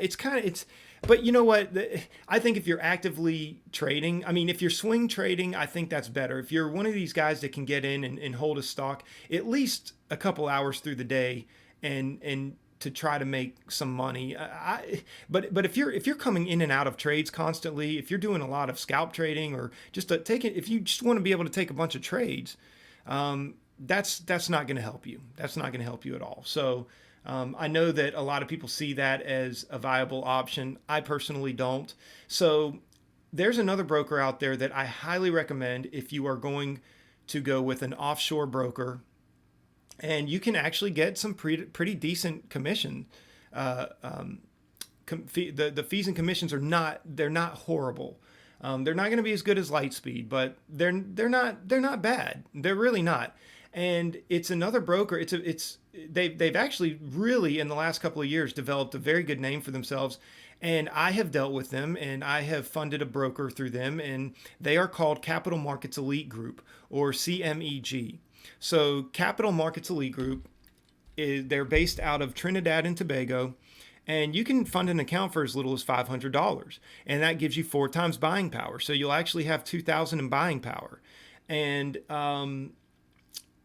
then once you get over the $3,500 threshold, they give you 6 times buying power. 6 times buying power on $3,500. So let's just to make a round number, if you funded it with $4,000, that would give you $24,000 in buying power. Now, I personally wouldn't use all of that. I wouldn't, just automatically use 100% of my buying power. I think that's irresponsible. But I would take advantage of the buying power to some degree. I would maybe use at least 50, 60, maybe in some cases 70% of it. But it can just be dangerous. It can be dangerous, especially if you're just getting into trading. But yeah, they have great customer service. Now it can take a while. It can take like a week or two to actually get fully funded and ready to go. They operate off, well, I think they have their own trading platform, but I'm pretty sure the vast majority of people that use Capital Markets Elite Group, I think they use either DAS Trader Pro, which is it's an excellent broker platform. But I think they also offer Sterling Trader, which is very much like Lightspeed. And I have used Sterling a few times, and that's a pretty good broker as well. So going back up to Notre Dame, Notre Dame lost 150 total using 90% account value per trade. LOL, I was lucky. Oh, and here I go telling you you're going to be irresponsible for using 90%. Listen, I don't look, I'm not busting anybody's chops here. Like I have definitely been there too. I've used 90 to almost 100% of my account value before. So even though I have come around to the place where I am now, where I feel like I try to stay away. I try to keep from doing that. I've been there too. I've been there too. So I'm not trying to pick on anybody by saying that. Depends on capital risk tolerance and your location. Yeah, that's good too. I take it you're answering Jared's question. Let's see. No, I appreciate the info. Thank you for the explanations. Yeah, no problem, man. I hit Jared. I have hearing loss. I didn't hear the name of the brokerage is talking about now. Capital Markets Elite Group. Let's see. I'm gonna get. Hold on a second, Jared. Hold on. Let me see if I can get their. I'll get you their website address. Capital Market. There we go. Let's see. Here we go. Cut. Check it out. Boom. There's that. And then let's go to, MNK is just taking its sweet little time. Look at that junk. Okay, Light Speed Trader. Okay, lightspeed.com. And then here is Lightspeed. Okay, so Capital Markets Elite Group is the offshore broker. And you're welcome, Jared. And Lightspeed is the U.S. regulated broker that I personally recommend, but just like Notre Dame said, like you got to just it's really going to depend on your location, how much capital you have going into this, and how to trade with. So I was blindly following a strategy I didn't completely understand at the time. It took months to really understand orb. Yeah. And new high strat, not something I would exclusively trade, but definitely good. Oh, you're talking about opening range breakout. I wonder if are you an avid follower of Andrew Aziz, Bear Bull Traders?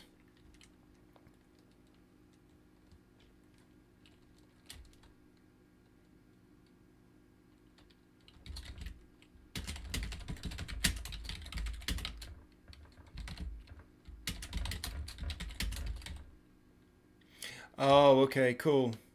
No, but you watch him. Yeah, I watch him too. Man, I'll tell you what, like he is one of those guys. Now he does well. He does well. He puts big profits up. But I'm going to tell you right now, like that dude is legit. He is legit.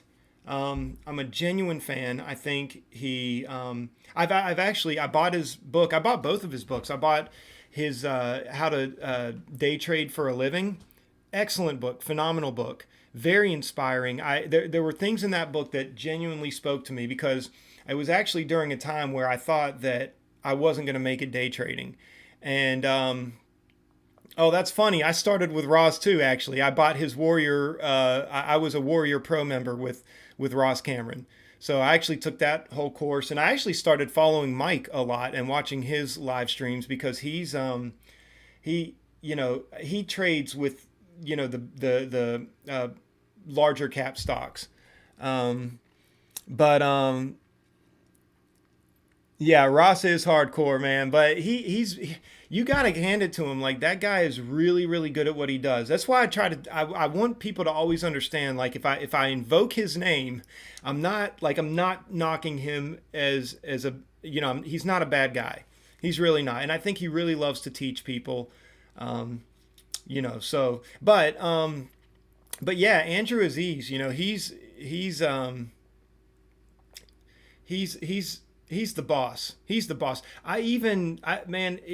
Well, anyway, I could say a lot right now, but what I was telling you about when reading his book, it was a time of my life where I thought there's no way I'm going to be able to do this. Like there's no way. This is too much. This is too much for me. And the interesting thing about that is I had read it was kind of towards the end of his book. Not quite the end, but towards the end where he said there were many times in the first year or the first couple years of day trading where I had come to the conclusion that day trading just wasn't for me. And I was like, man, that's exactly where I am right now. That corrected my mentality a little. Like that gave me a little boost of motivation to keep pushing. Because I really was. I was like, man, this just must not be for me. Like I suck at this. Like I was really, I was not doing, I was not doing good at that time. But then I'm like, man, if a guy like Andrew Aziz could say that, if he was feeling that same way, but yet he turned around and was able to do what he's done, maybe I could do it too. And I am doing it now. I am doing it now, and I'm so glad I stuck it out. Now I will say this: Andrew Aziz and I also have a little bit in common here because I took some time off. I took some time off. I took months off. And I don't know I can't remember how much time he said that he had taken off. I seem to remember him saying like 6 months or something like that or whatever. But I know for me, it was roughly around 6 months. He might have taken a year off. He might have taken 2 months off. I can't remember. But for me, it was definitely more like about 6 months. And, the thing is I do have another job. I mean, I work from home. I'm contracted out to a web development company here in North Carolina. And I handle a lot of their clients. I do a lot of strategic web marketing consultations for them, and I even help them build and manage a lot of their web marketing, like Google ad campaigns and stuff like that. But so it helps to have another job and another just side income. That's extremely helpful for me. But I spent a lot of that time just focused on my other job and just kind of staying involved in that whole world and with all of that stuff. And I came back into the markets and I started testing a strategy, a completely different strategy. I came with a totally different, fresh perspective, and I tested it for like 3-4 months faithfully every single day in a trading simulator. I actually, speaking of Ross Cameron, I picked up his Warrior Trading Simulator. I just bought like a 3 or 4 month subscription to that, and I went in testing the strategy, making sure that it worked. And then finally I started trading back in the broker again. And then finally I thought to myself, you know what? I need to tell other people about this. Like like I was saying earlier, like there needs to be more voices of reason in this space. There just does. Like there needs to be more of us out here, like encouraging all these other guys that are just getting started, saying like, look, there is a way. Like sometimes you got to clear your head. You got to walk away from all the hype, from all the glitz and the glamour and the big profits from all your favorite day trading gurus. As awesome and as cool as they are, and as legitimate as these people are, sometimes you just have to walk away from it all and walk away and get away from the charts, get away from the indicators, get away from the price action, get away from the stock market, just get away from it all. Clear your head. Come back with a fresh mentality, get into a trading simulator, test a strategy with a very conservative trading strategy. You use smaller share size. Don't be so quick to load up into this thing and try to get rich. Like just take your time with it and come back. And this is what can be done if you do. And so that's kind of where I'm at. So let's see. So we've had a lot of comments. Let me tend to some of these. So Notre Dame started with Ross. Yep, me too. I think I already addressed that. Let's see. And you've read Andrew Aziz's book twice. I think you said that somewhere up there too. So Paulius Trainus, is that right? Paulius? Matt, to be honest, I quit trading because it is not point loss. It is pointless in trying 1 or 2 week be profit again. It seems like be one step forward and lost like 5 steps back. So in your case, you lost 2,000 and trying back in 2,000 profit, and the same thing again, lost again and trying again. So what is the point to trade? I'm not sure. I think maybe, I don't know. Maybe I'm not exactly sure what the question is, but I'll try to address it. It sounds like what you're asking. In your case, you lost 2,000 trying back in 2,000 profit, and same thing, loss again. Okay. So here's what it sounds like you're saying, Paulius. It sounds like you're saying that you quit trading because you feel like it's pointless. And you feel like you be one step forward and 5 steps back. Listen, I've been there. I really have. I've been there. And yeah, I'm not quite sure what you were referencing about the $2,000 loss, but yeah, I lost $2,000 last week. Now, mind you, listen, that's the biggest loss I've had maybe ever. And at least in a very, very, very, very, very long time. So, and here's the thing, that was an anomaly. Again, if you go back and look at Virgin Galactic and look at what was happening with that stock last week, there were some of the most professional day traders that I know of. There's some really, really phenomenal traders out there that also got eaten up on that stock last week. So I know I'm not the only one. I was following some other guys during the time. I was watching their videos. A lot of people were talking about this stock. And so I don't feel so bad, but again, I should have stopped when I had 700 down. But here's the thing. I can afford the $2,000 loss. Okay. I didn't used to be able to afford a $2,000 loss, but I can now. That doesn't mean that you want to take a $200 loss. And here, I've almost pretty much made that back. But here's the thing that you guys haven't seen. Like, I just started this channel 2 weeks ago.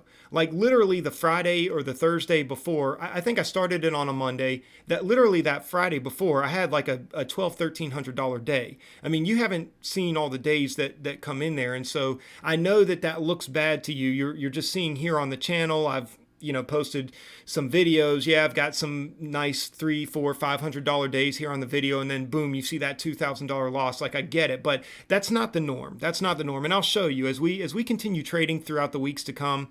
You'll see. I mean, the big thing with trading is you want to find a good, comfortable place of what to where you can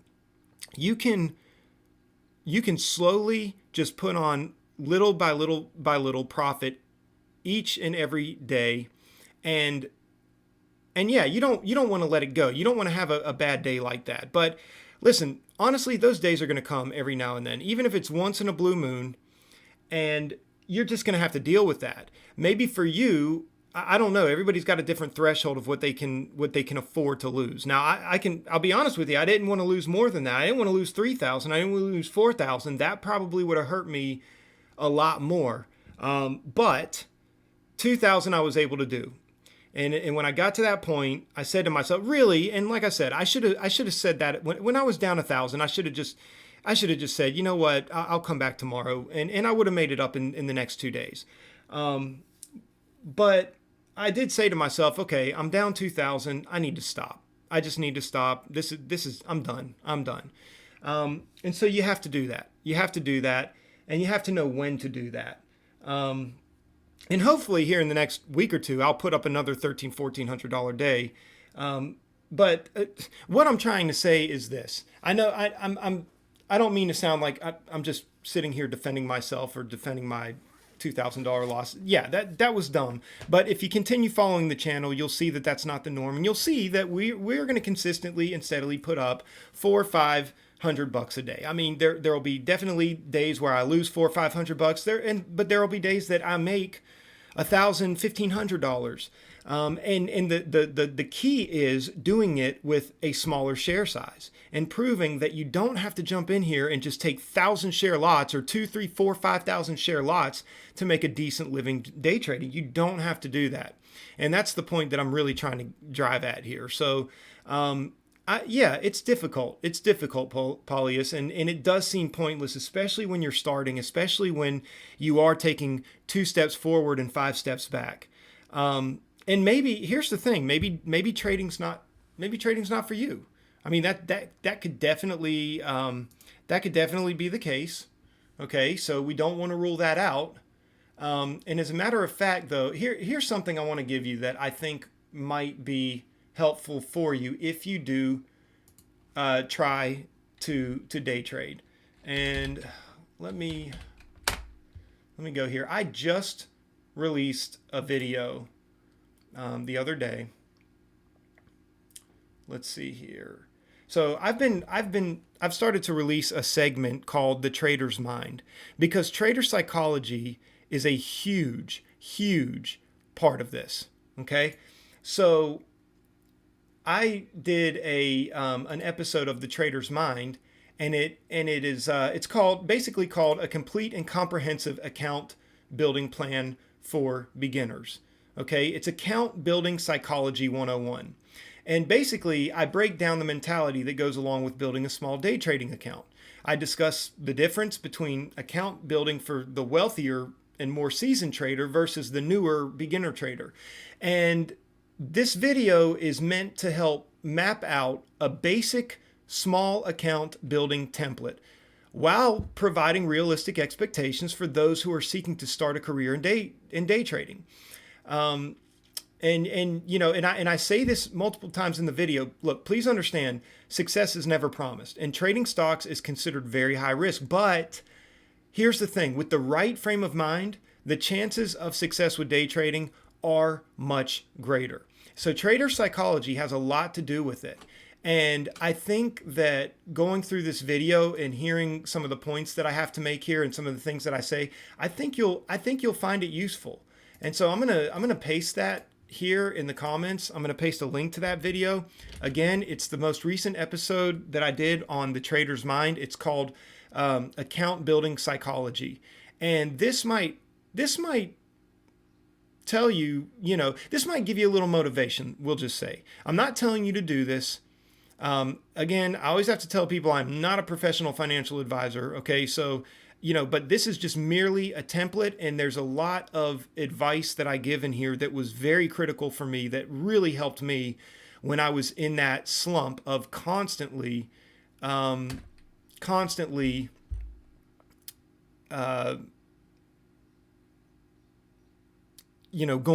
like I was moving 2 steps forward and 2 steps back. So take a look at that.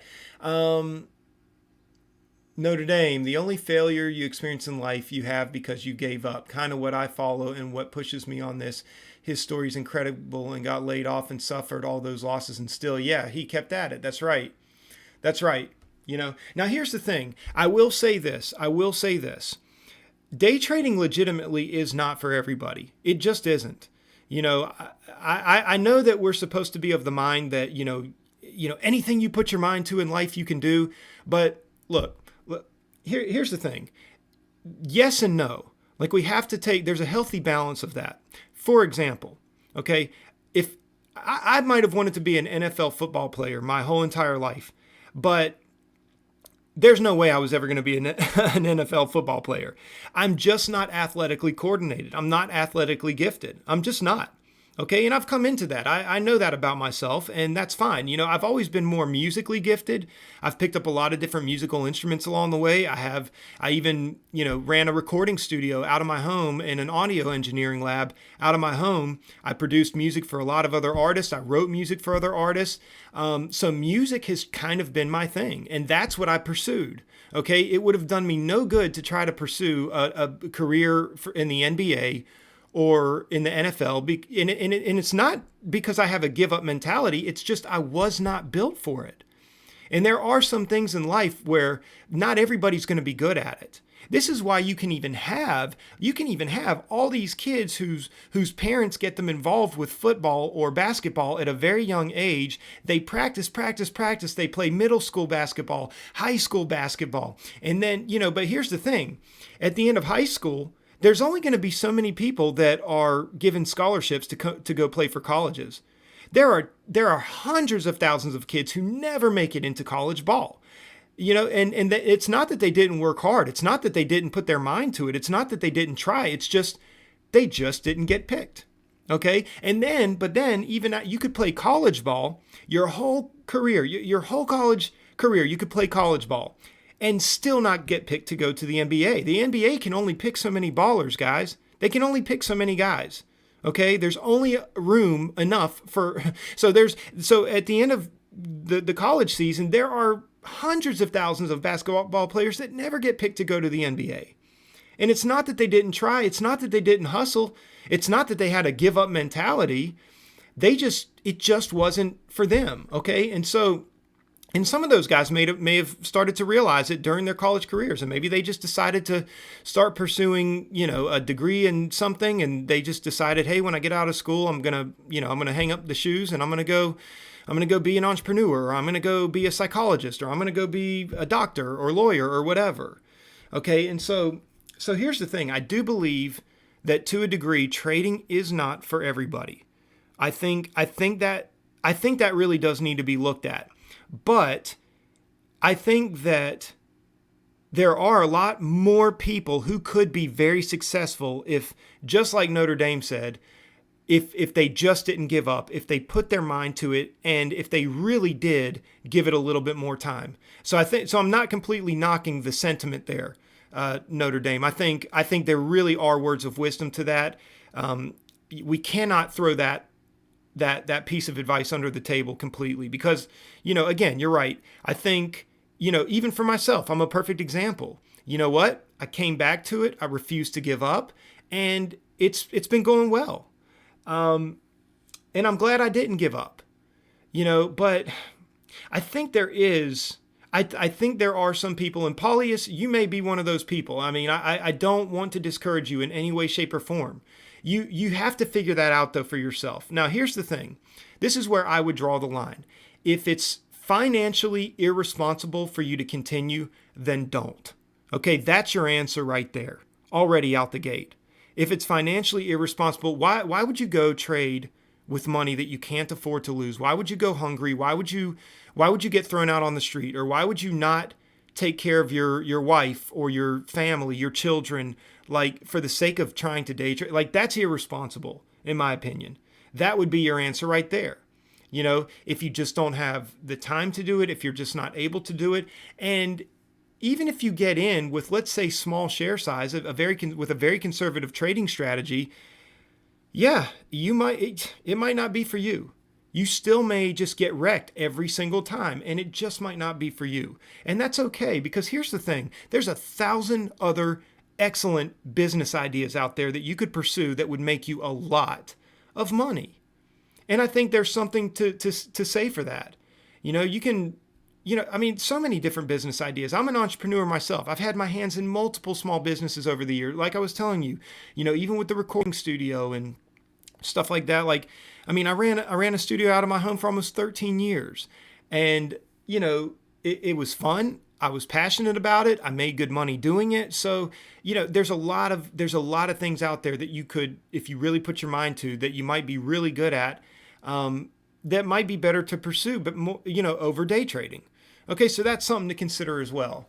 Jerry Powell said, he also said, even now, that at least once a month he will have a day where he thinks he should quit. Speaking of Andrew Aziz, yeah, probably so. Paulius, I know respect for you. I only mean that in my situation. Yeah, I hear you. Got you. Thanks for the response. You're welcome, Paulius. Jerry Powell, what is your strategy? Do you have a video where you explain it in detail? So, Jerry, the link that I posted here, it doesn't go into the full-blown trading strategy. I will be posting a video like that soon, I think. I don't have it up yet, but if you check out this video here that I posted, let's see. Right below one Paulius's, where I was talking about the trader's mind. Check out that episode. That'll explain to you a lot out the gate. Paul, did you record your pre-market and trades? Yeah. Okay.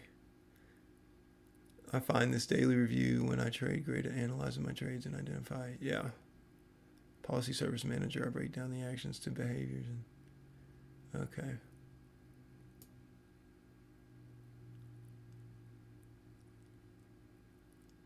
Yep. No, Notre Dame said use a program called OBS. That's exactly what I use. Yeah. Difference of mentality, capacity for trading. Yep. Okay. Notre I love that. I love that. Notre Dame says he says this is the hardest thing I have done in my life. It really is, man. I mean, it really that is absolutely 150% accurate. 150% accurate for sure. Hardest thing. Hardest thing ever done trying to day trade. I mean, honestly, really. Guys, I'm going to take a quick break. I'll be right back.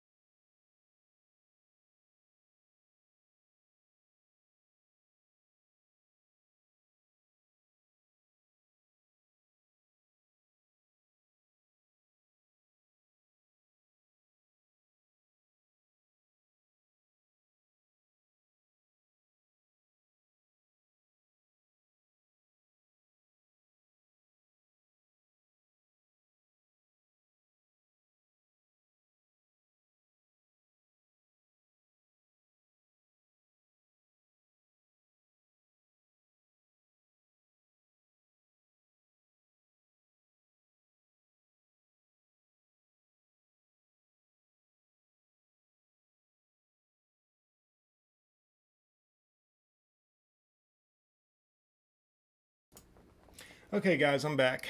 So let's see. All right. So let's see what we got going on, guys. Okay, MNK. I'm coming back down here to see what the deal is with this. I would love to see us crack through $5, and I don't know if it's going to be possible, but I would like to end the day down $700. So I essentially need to make about another $50 to make that happen. So this essentially needs to fall another 15 cents. So that'd be great.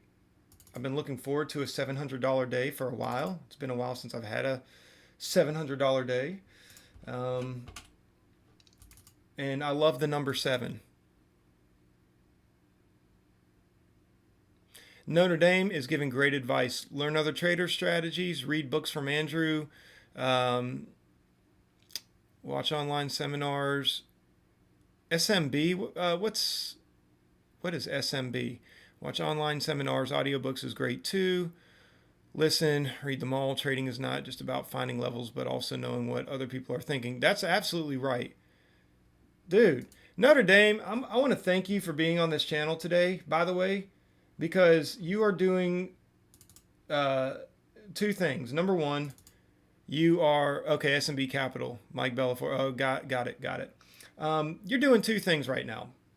You're doing a lot of things right now. Number one, you are adding value to this channel, and I really appreciate it. I really do. You seem like a genuine dude. Seem like you got a good head on your shoulders, and number 2, you are another voice of reason in this space, and I think people need that. I think it's so important. So thank you for being on the channel today. Let's see, Roku. Good move. I was sitting here talking so much. I missed all this, but you know what? That's all right because it's been a profitable day. You can't complain about this. I mean, what? How can I complain about this? That's the other thing. You want to be content. That's a huge thing in life, just in general, is being content, learning, knowing how to be content. I missed this whole move on Tesla too. S&P 500 might be making a turnaround here, might be finding support, but I don't know yet. We'll find out. SPCE finally getting the breakdown. This stock wrecked me so many times, though. I don't even care. I don't even care about this chunk right now. I really don't. I do not care about SPCE, and I'm not going to trade it. I'm not going to trade it. If we can get below 504, I might even add like another 400 shares to my position. This looks like we're getting a gradual sell-off.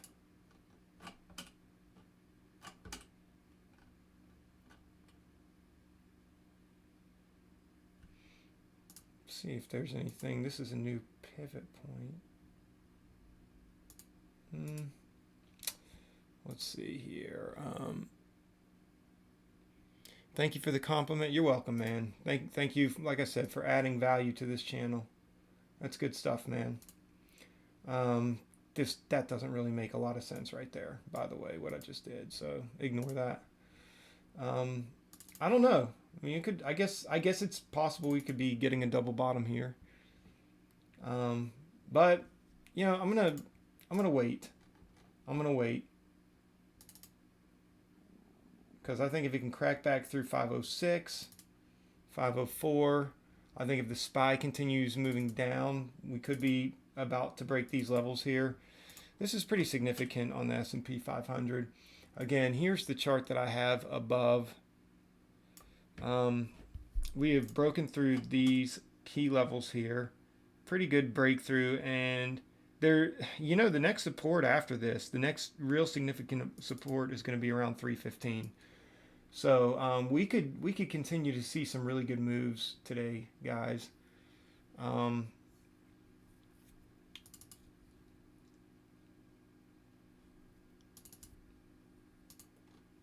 might even add, go in 50 at,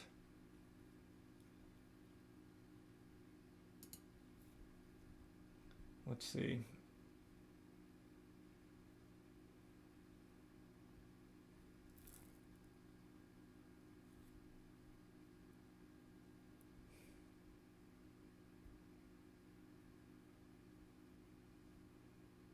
Guys, we're getting a push. Getting a push. Look at the SPY. Just broke low of day.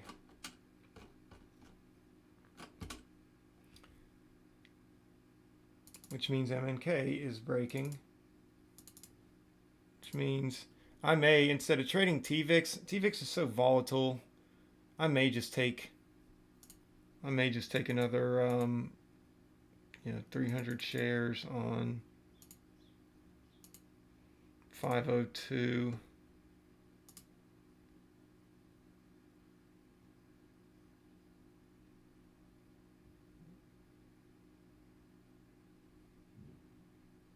See what happens here. Thank you for the lessons I'm learning from listening and watching you. I was wondering also if it was going to slow fade or fade to reversal. Low volume afternoon could push reversal. Do you mean for the reversal for the SPY, or are you talking TVIX? I mean, obviously they're gonna follow suit with one another, but if you could clarify what you were asking there. Let's see. My pleasure. I am still learning. Yeah, we're all still learning. Okay. MNK. Oh, okay. Yeah. It's possible. It's possible. It's possible. I mean, the volume is dying down. If you look here on the 30-minute, although this, I really want to see what happens here. I think if we get the breakdown through here, I think if it cracks through here, I think it's safe to say that we're going to go and test at least, for the 470s area. Now, I could be wrong. This could be where shorts get squeezed out. If I'm not mistaken, yeah, we've got a 53.82% short float on MNK right now. And that's I mean, typically anything over in what I have found, I'll say, what I have found. This is not gospel truth here. You know, anything can happen in the stock market, but what I have found is typically when you have a greater short float than, say, let's see, I'll take it. I'll take it at 502. I'll take another 300 shares. Well, good. So typically when you have more than, all right, hold on. Let me, so I will take off 125 at 491, I think. And then I'll take off the other 100, just in case it doesn't break 90. Take off another 100 at the break of 80 at 477. I think we could get down there, possibly. Okay, so here's the thing. Back to what I was saying. So typically when you have a 50% short float or greater, it's gonna be difficult to squeeze that out. I mean, it really is. You would have to have tons of buyers or just somebody with, and especially on listen, it's an 80 million share float. This isn't like a low float stock. It's 80 million shares. Okay. And today so far, 26 million of those have been traded. So it's not going to be easy to cause a short squeeze. But now if it had, let's say, you know, typically when there's something that's between like a 15% and like a 15 and 30% short float, I think short squeezes can be a little more common during those times. Again, on a smaller float, the larger the float, it's always going to be difficult. But again, this is the stock market. Anything's possible. I'm not a professional financial advisor, so let's take it with a grain of salt. But in my you know as well as I know, Notre Dame, that we as traders, we are dealing with probabilities. Nobody here claims to be able to see the future, or we're not prophetic. We don't know where this thing is officially going to go. But the greater probabilities, in my opinion, often show with larger float stocks that have a 50% or greater short float are really hard to squeeze out. Doesn't mean it's not possible, but I think the probabilities are in my favor, which is why I kind of took it off. Here's the thing. This is what I'm thinking right now. This is the mentality behind this. I'm thinking right now, I'm getting close to a $700 day, and I got some other work I need to get to.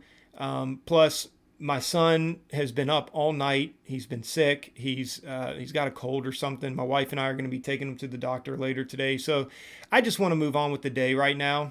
So that's part of it. And I just didn't want to chance a short squeeze. So when it broke through like that, I thought to myself, well, just in case it pops back, I'm going to take those 200 shares off, and I'll just get out with a 600 and some, almost $700 winner if I have to. But it looks like it's resolving. It's resolving to the downside. We're 2 cents away from me getting filled on those 125 shares, and then really, I had to take 100 shares there. Let's see if I can cancel out the order. And I might even get it for the break of 90. So I'll take 100 shares there, and then I'll leave 125, the greater portion, to move. See if we can get that moved down to 77. So we'll do it like that. Come on. Let's get that break. Let's get that break through 90. Come on. Come on. There it is. There it is. Almost. I'll tell you what, if it doesn't take it, I'm going to take it. Oh, come on. Come on, you can do it. Okay. So I'm going to take 100 if it drops back to 92.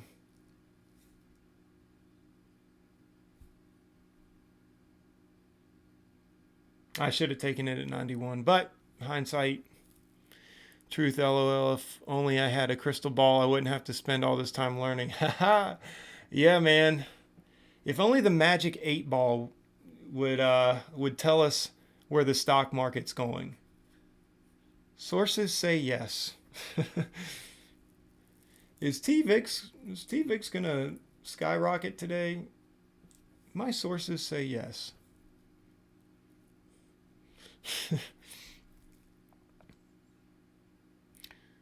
Come on, man. Ah, watch this be the turnaround. This be the almighty turnaround that we've been waiting for. Um, it could be. I'm going to give it a shot to get me out those 100 shares at 492. Although now here's the thing. So this is where you get the test. And you say to yourself, well, if now it's because it's holding here at 93. If it drops down to 92, it's probably going to go ahead and drop to 91. So I'd be willing to move it there. And then I'll say this. I'll keep my hand here. I've got my hand on the hotkey to cancel that order. So if it doesn't take my order at 91, then I will, and it looks like it's about to be eaten up through 95. But if it doesn't take my order, if it doesn't drop automatically down to 91, I'll cancel this order with a hotkey and buy it at 92 if it's on the ask. So that's kind of my plan at this point. But it looks like it's about to break up past 95. So there's a tug of war here.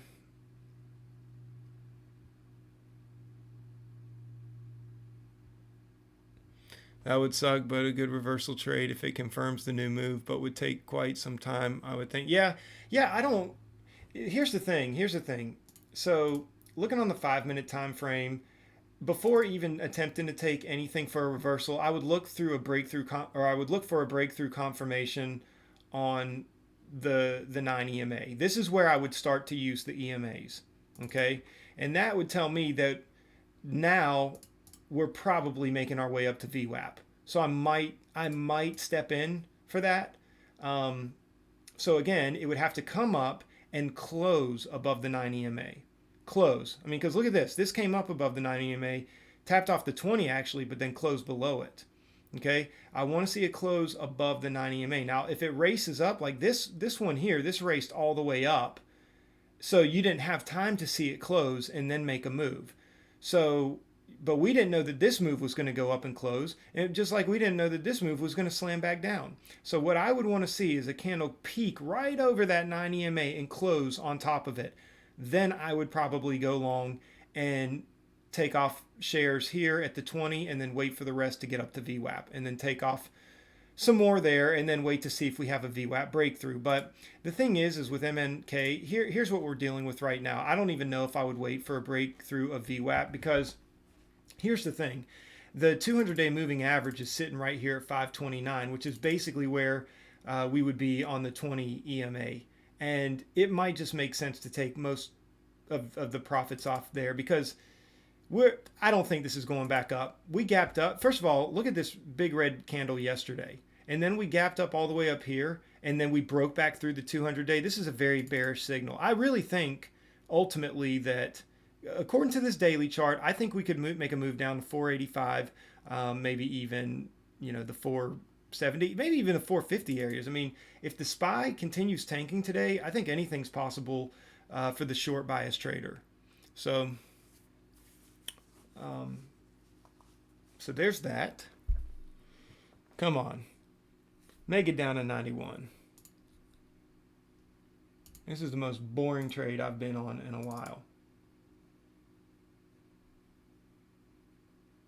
But it's having a hard time. You see, it's having a really hard time pushing through 93. So that's very significant. If it does, I mean, I would almost even want to move this down again. But I'm going to keep it at 91. There we go. There you go. So now we're getting the breakthrough. Now we're getting the breakthrough. The SPY looks like it could be pulling back a little bit. I'll take the last, like I said, I'll take, well, you know what? I'll take 50 shares at 481, and then I'll take the last 75 at 471 at the test of 470. So let's see what can happen here. There we go. Solid move down. Right now we could end $700, but I don't want to get too committed to that idea. You get too committed to something and then it's like, Then you end up taking profits here, and it's like, man, I should have, you know. You know what? By the way, I'm going to take 50 off at 85, and the reason is because that's a strong level on the daily. So I'm going to take 50 off at 85, and if it crushes through there, let's see. There we go. Good move. Good move. So we're crushing it. We're crushing it now. This is good.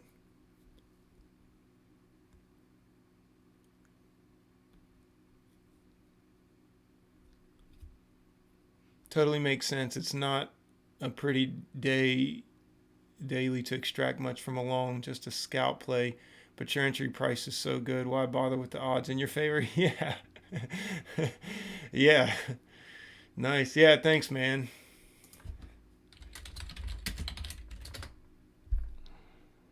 Yeah. The entry is so good. Here, check this out. We'll even do this. We'll draw the executions here. Show execution. So this is where I first got in, actually, in pre-market.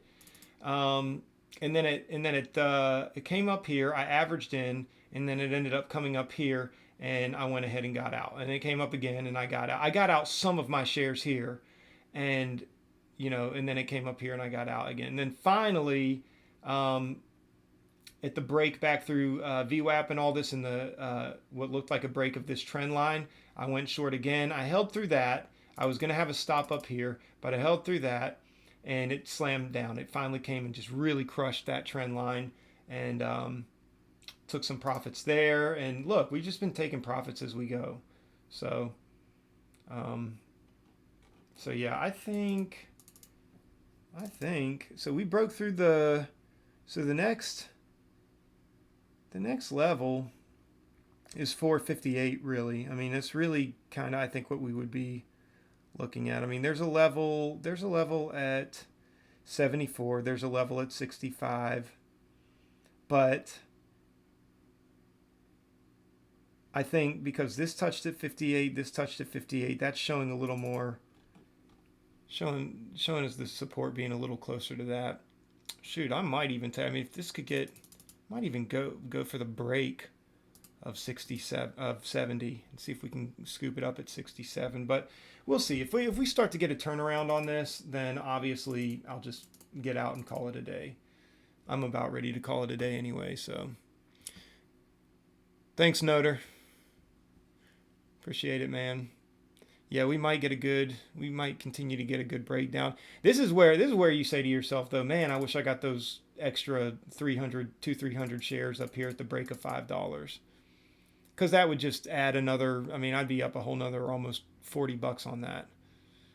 So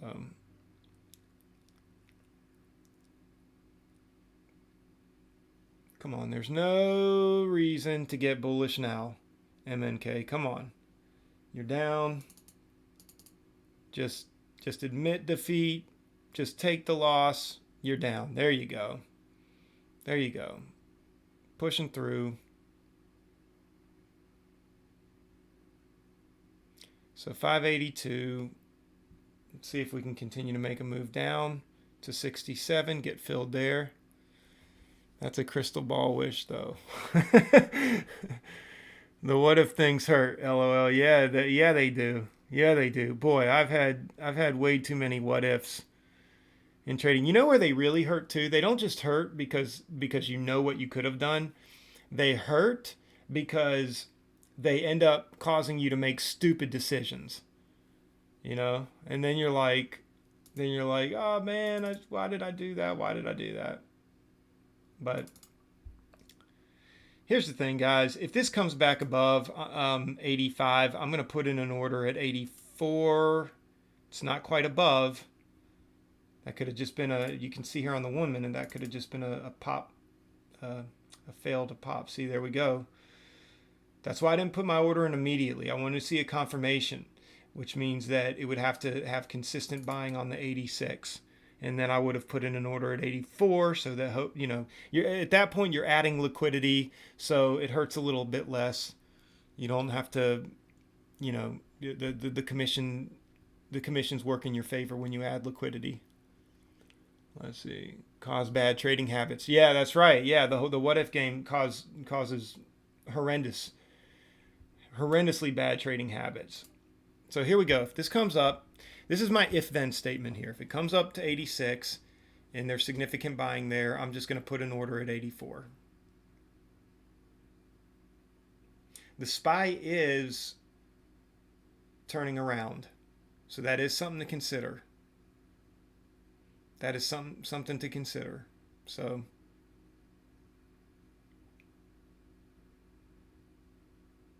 okay, can go ahead and cancel that.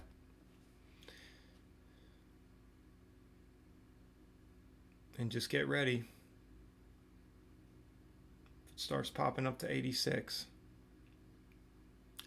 I might take it at 85. There we go. Let's see. Is it? Is this genuine buying on 86? I don't see a lot. And, you know, we're on the 1 minute. The buy volume's dying off. Let's check the 2. Let's check the 5. Okay.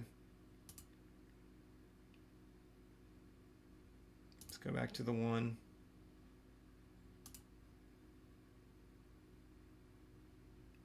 Okay. Okay. There we go. It's failing. I want to see it fail again. So here's the thing. If it starts going up there and testing it again, I'm just gonna play it safe and get out. I'm good on the day. There's no reason to, you know, beat a dead horse with all this. So because really at this point we're just playing around for a few extra bucks, and really I've got stuff I've got to get to.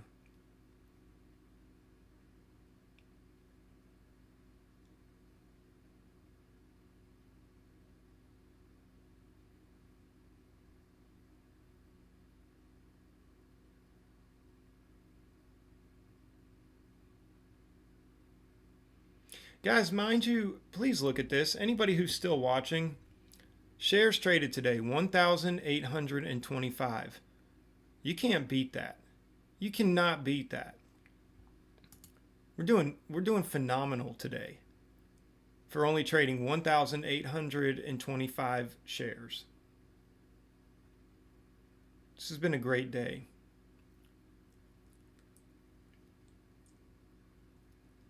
I want to see a flush here. SPY looks like it's coming down a little.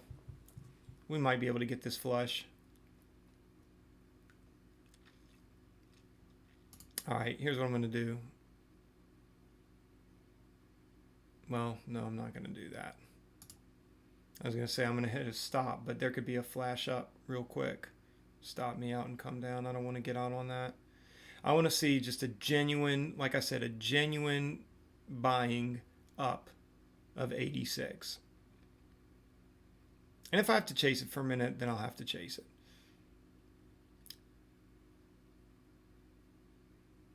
It seems like we have more to offer on the bids, but there's a lot of buying on 85. A lot of buying on 85 right now. Could be people just getting out of their short positions, but the sellers could step in. Here we go. If we don't get the flush, I'm out. I need to see a flush right now. I need to see a flush, and not just a flush like this, but a flush down through 80. Now there could have been a lot of people buying there thinking that there's about to be a reversal. It'll cause them to dump their shares, so we won't really have to worry about the whole, waiting for an uptick for all the short sellers. If that makes sense. Amazing profit for such small positions. This is what I hope to accomplish. Keep making excellent content. Notre Dame, thank you so much. And hey, please, keep stopping by from day to day if you get a chance. Also, be sure to check out that link that I sent from the video I posted the other day called The Trader's Mind. I think you might find some value in that content as well. But yeah, thank you for coming by the channel. Thank you for adding value. Thank you for just being another voice of reason in this space. I think you have a lot to offer for the people that start coming in here. The channel's still new. It's not like we got a lot of people watching right now, but you never know what it could turn into one day. And it'd be good to have a guy like you around. So appreciate your time, man.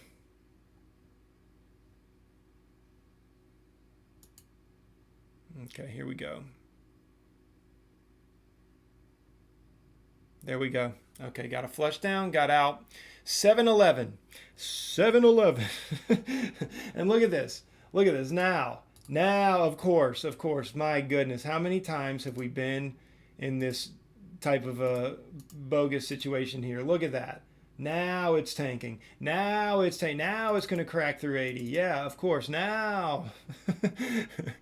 I was committed to it, though. You got to admit, I was committed to it. So, is what it is, guys. I'm really happy with the day today. We traded 1,900 shares. 650 of that was added liquidity.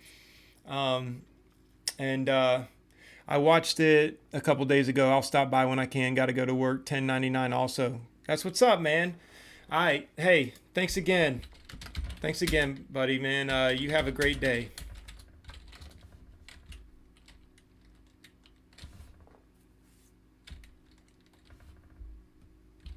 And enjoy your work. Okay, let's look at TVIX.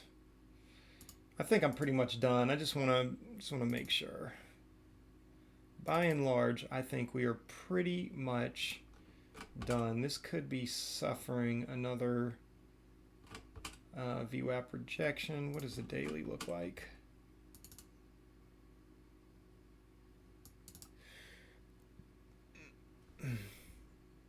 Mine has the stomach bug, so yeah, I get it. Oh, man.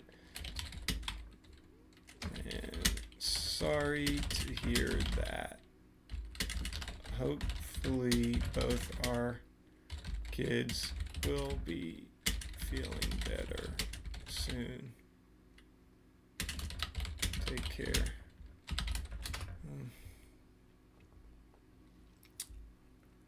All right. Yeah, I really hope your kid gets to feeling better, man. That's never fun watching them go through that. And I'm a new dad. I don't know. Sounds like your kid might be a little older than mine, but I'm a new dad.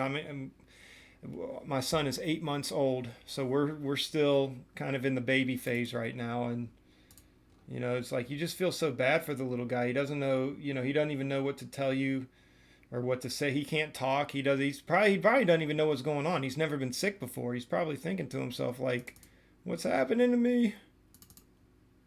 What's happening? Okay. So, yeah. Getting rid of that off my watch list. Wonder how much the locates are for TVIX. Not much. Now, I would not be picking up 1,000 shares if I decided to short that, but actually it looks like, I don't know, the SPY is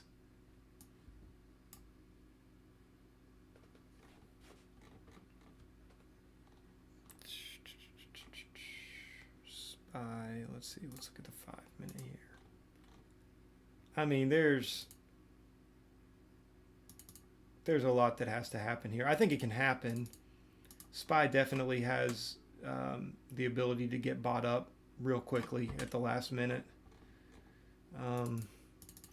Thing is I'm asking myself real quickly on this TVIX, would this be worth a quick short? But I don't know. I don't know. So the answer is no, at least for right now. So I'm going to take off. I'm calling it a day. And I'll record the recap video and everything and have that ready to put up.